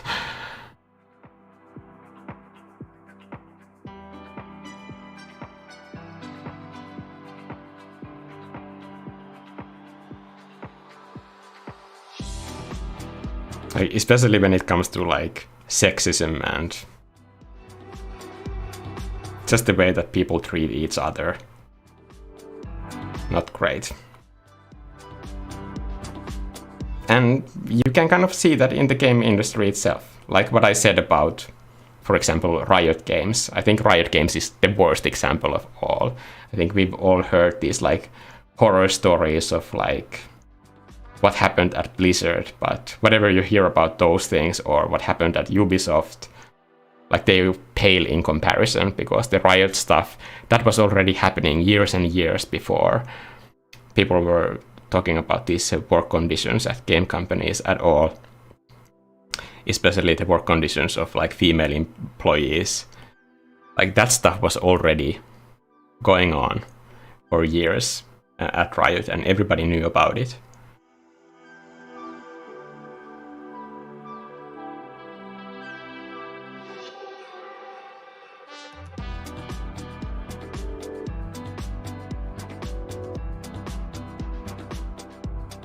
Luckily, like they were sued and they lost not just once but several times, because one judge said that like, hey, I see that you need to pay millions to these employees, but like we don't think this is enough, and they lost the control of their company and they have like actual oversight now because of those situations. Yeah.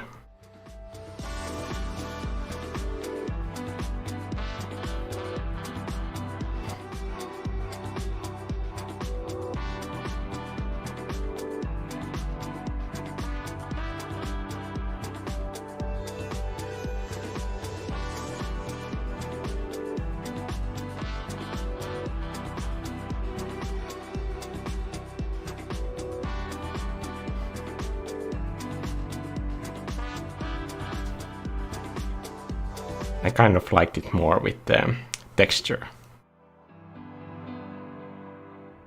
Smoother isn't always better, in my opinion.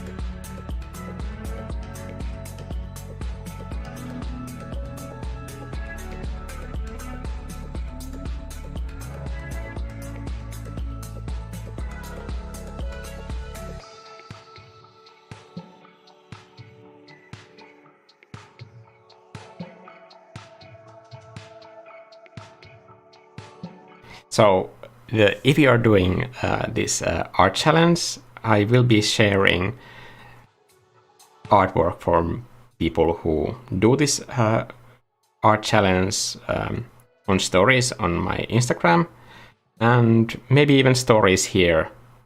I don't know how that would happen. I guess like if I do a story on YouTube, it would be harder to link to the original artist. But maybe I could like just take a screenshot from Instagram and then share it as a story here on YouTube, and then write in the story like where you can find the artist.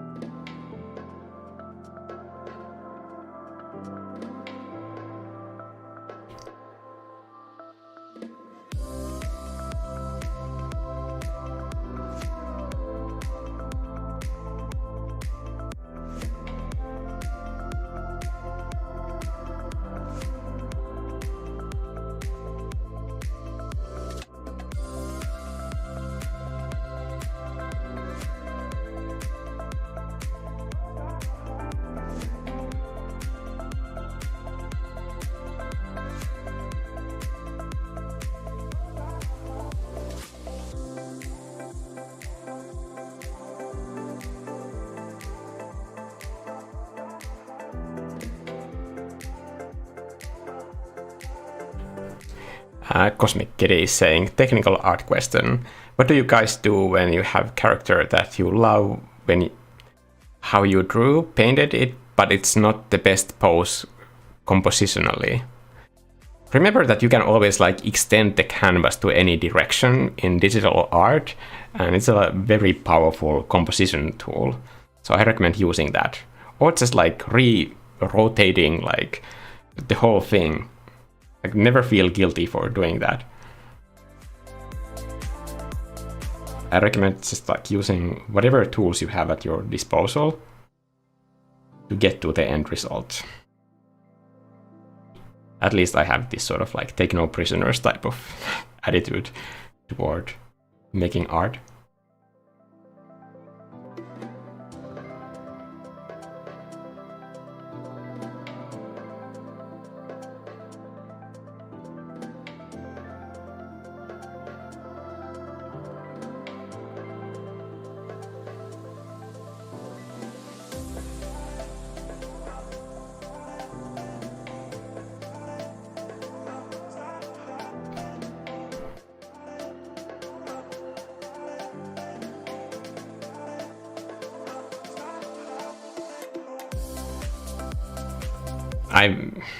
I don't like scrap any ideas that I paint. Like only in the beginning phase when I'm searching for an idea, that's when I can be like scrapping whatever progress that I have when I'm just like freely searching for what I'm about to do. But when I have committed to an idea, I don't give up. I don't stop working on an idea before the whole painting is done. Because in digital art, you don't have like pieces that just didn't work out. You don't have failed paintings in digital art. You can have paintings where you gave up, so I just don't give up, because that would be just like a terrible waste of my time. I literally cannot afford to work on a painting and then just like not do it. Imagine that you're working for a client and then a painting just doesn't work out. You can't say to your client that like, oh, this turned out badly. It's like, no, you have to work on it until it works. Like then you have to make as drastic of changes as you need to get to that end result. But like with every painting, it is possible. Like any composition problem can be solved with just work.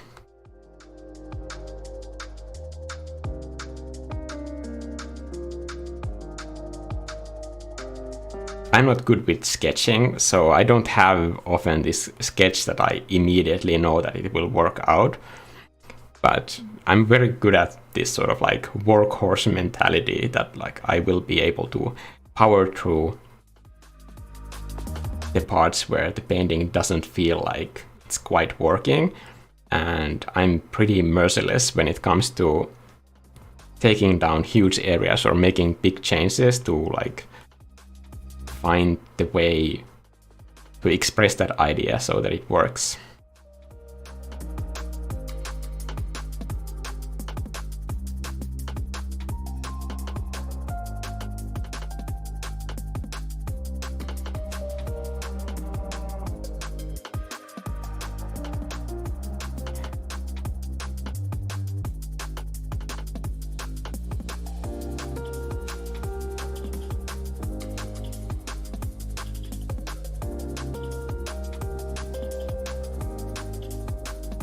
I think especially when you're practicing art, it can be a very detrimental attitude to have to just like leave a painting be and then feel like, okay, next time I will just like try to get better at this. But when you have found a problem that you can't quite solve, that means that in your checklist you don't have that item for that piece of composition, that you don't see the problem yet.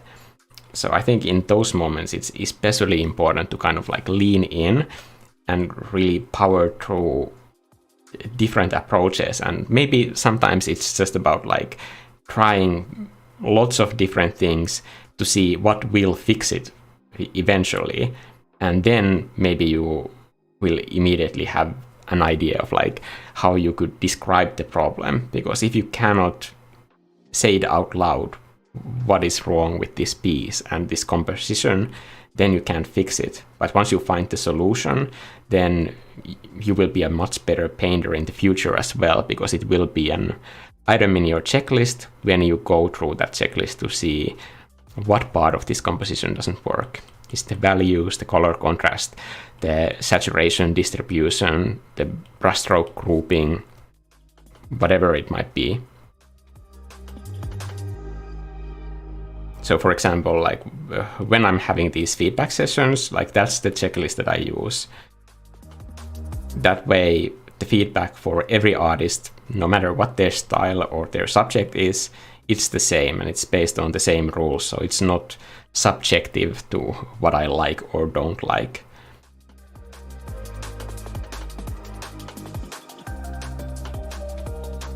So I see no point in like teaching people to paint how I paint. I think that would be very irresponsible of any art teacher to do that.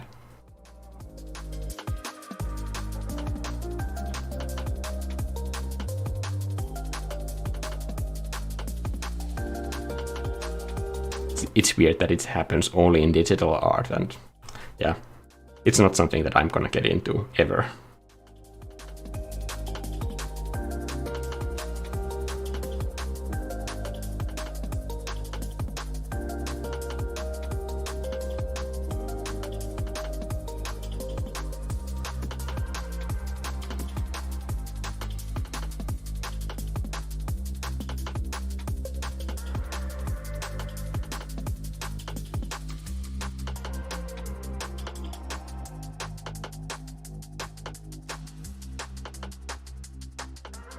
I'm out of coffee.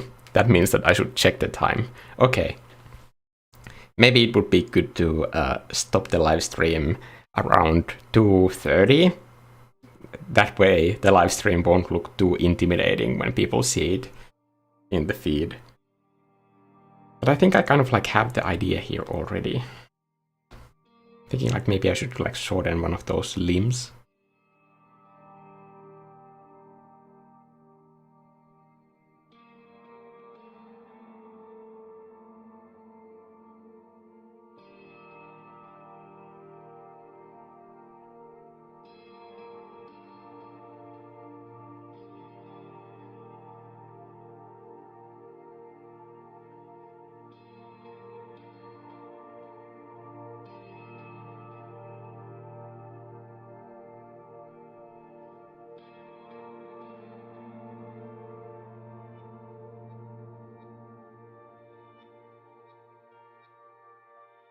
I'm thinking of painting the reflections as if the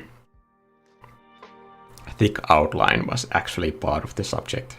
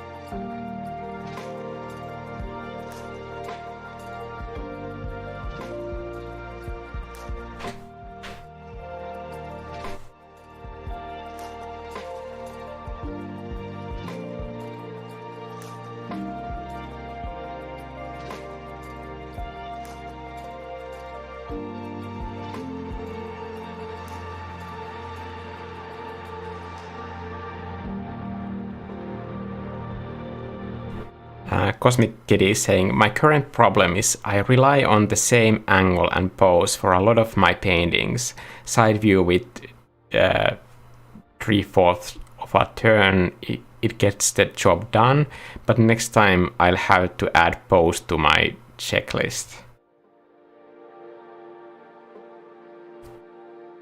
I think what Viltsu is talking about, this Clip Studio Paint. How was it again? I'm gonna read. Clip Studio Paint program. Like there's this 3D mannequin that you can use for posing your character, and you don't have to use it as a reference, but that can be a quick way to just like explore the composition if it suits you, because I think that's a really like easy tool to use. And I've used it in like commissions where I have like lots of characters in like interior scenes where they have to be in perspective and kind of like look like they're in the same scene. So I think it's helpful for that.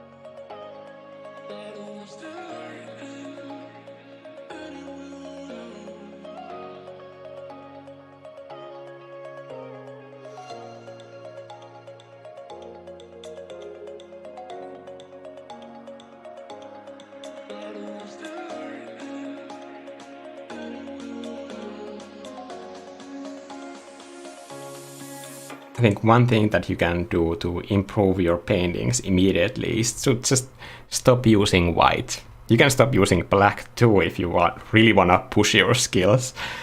But if you stop using white, then you have to make the kind of decisions that really push the mood of your painting way more than anything that has white in it.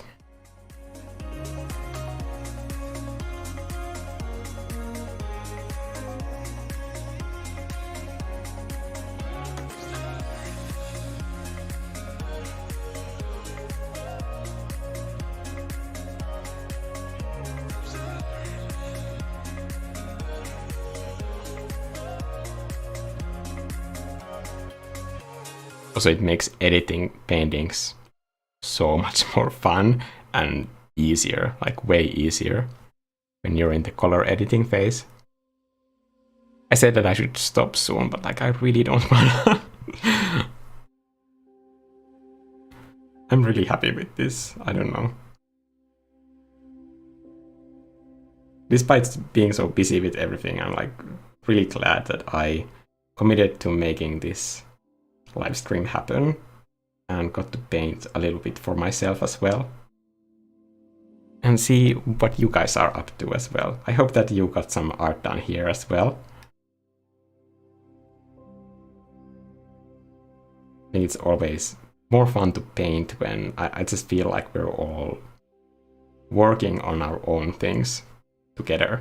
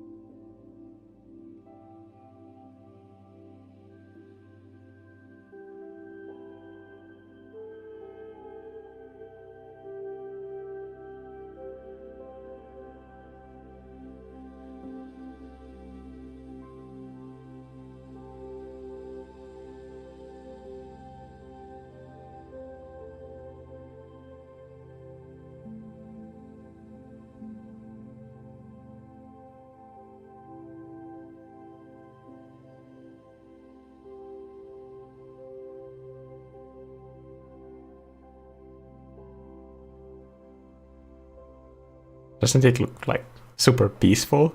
I think it does.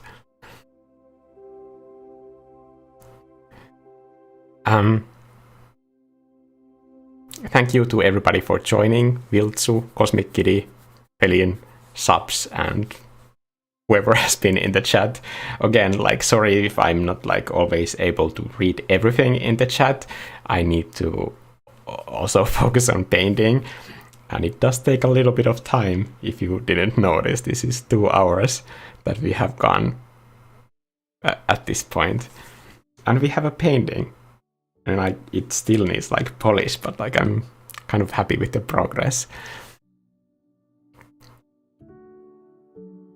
I'm gonna quickly read a few of the last questions or comments.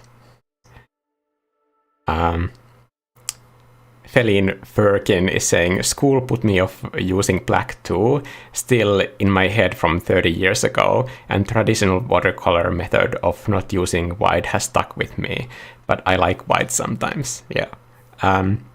Like extra tip if you are using white with oil colors is to be extremely careful when you're using titanium white. I recommend using zinc white first, because it might look like titanium white is more powerful, but it dries in a different way. So the color loses its vibrancy, and if you learn to kind of like search for that, you will be able to kind of like spot like paintings that are done in the correct painting order, especially if you look some of the old masters, and then when you see somebody who used a lot of titanium white, it almost looks like a pastel drawing, because the titanium white just kind of like sucks all the oil into this very matte surface.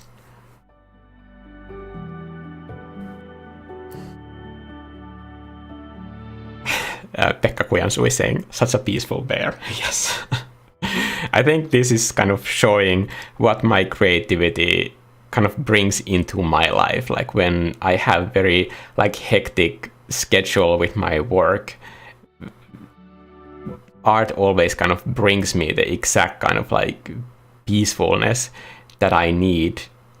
And I always think that like nature heals all wounds. So I think that's also visible in the way that this character is designed. So if you think about this as a character that is my creativity, I think it seems like this is the exact kind of a character that has all these like creative, beautiful ideas that it can offer me, but it doesn't push them on me. It allows me to kind of listen to it when I'm ready for it. But I'm not always ready. Sometimes I have too much work. Sometimes I don't have the time. But I know that like my creativity has this sort of like caring kind attitude towards me.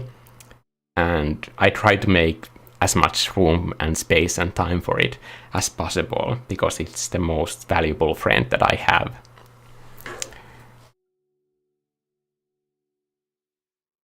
Cosmic Kitty is saying, thank you so much for this. It was the push that I needed to start doing artwork today. Esme is saying, thank you, Mikko. Thank you, Esme, for joining. Always nice to see you. Glad I finally caught you seeing the end, but glad I always miss you. Okay, now I'm just reading this whole thing wrong. I'm gonna start from the beginning. Tad to Tank is saying, glad I finally caught you seeing the end, but glad I always miss you. One of my favorites. So hey, from West Virginia. Love your art and voice, both soothing. Thanks for sharing. Okay, thank you. That to Tank.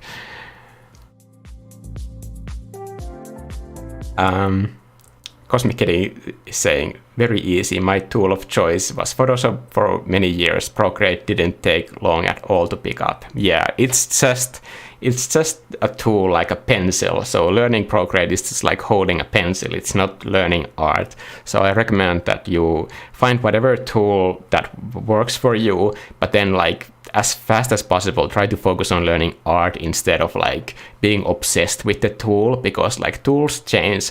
Procreate could like stop existing next week and I would just switch to something else and I wouldn't cry over it at all. I mean, I hope it doesn't happen, because I love Procreate, but if I would switch to something like minimalistic again.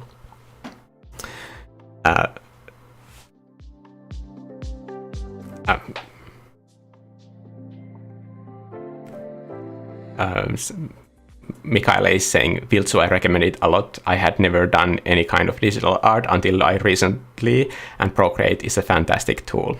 I think it's a great tool for learning, that I think. Felin Firkin is saying, that's lovely. Thank you, Felin. Okay. I'm gonna do one of my like really awkward live stream finishes and say like, thank you everybody for joining. And I hope to see you guys again soon. And I hope that you do this art challenge. I will, after the live stream is over, I will write the instructions once more in the description of this video if you ever need to review them. But I will require everybody who I will share artwork from on the stories on Instagram or wherever, or Twitter, that there will be like all 3 rules are obeyed. So it must be like your creativity that you are painting, and I need you to describe why you like having that thing in your life, and use the hashtag so that I can find your artwork. If you think about it, those rules are just so that this helps you in the most optimal way possible, and also makes other people see why creativity and art, like, they are so beneficial for your life. So try to help that one person who is like reading your comments or descriptions in your illustrations, to bring this little bit of joy into their life as well. It's not for me, it's for them, those people that I don't know. Okay. Do you have any specific timeline for streams? No. Sorry. My life is way too hectic for that. Okay. Thanks again. See you the next time. I will again like announce upcoming live streams in my Instagram stories. So I try not to put too much spam in there, but sometimes I just have to post pictures of my dog because I love Bibi. She's like the reason that I stay sane, so it's important that I can share random silly dog pictures sometimes. Okay. And the live streams are, of course, like available as replays on my channel as well. Okay, now this has been a really like dumb way to end a live stream, probably my worst way yet. But bye, see ya.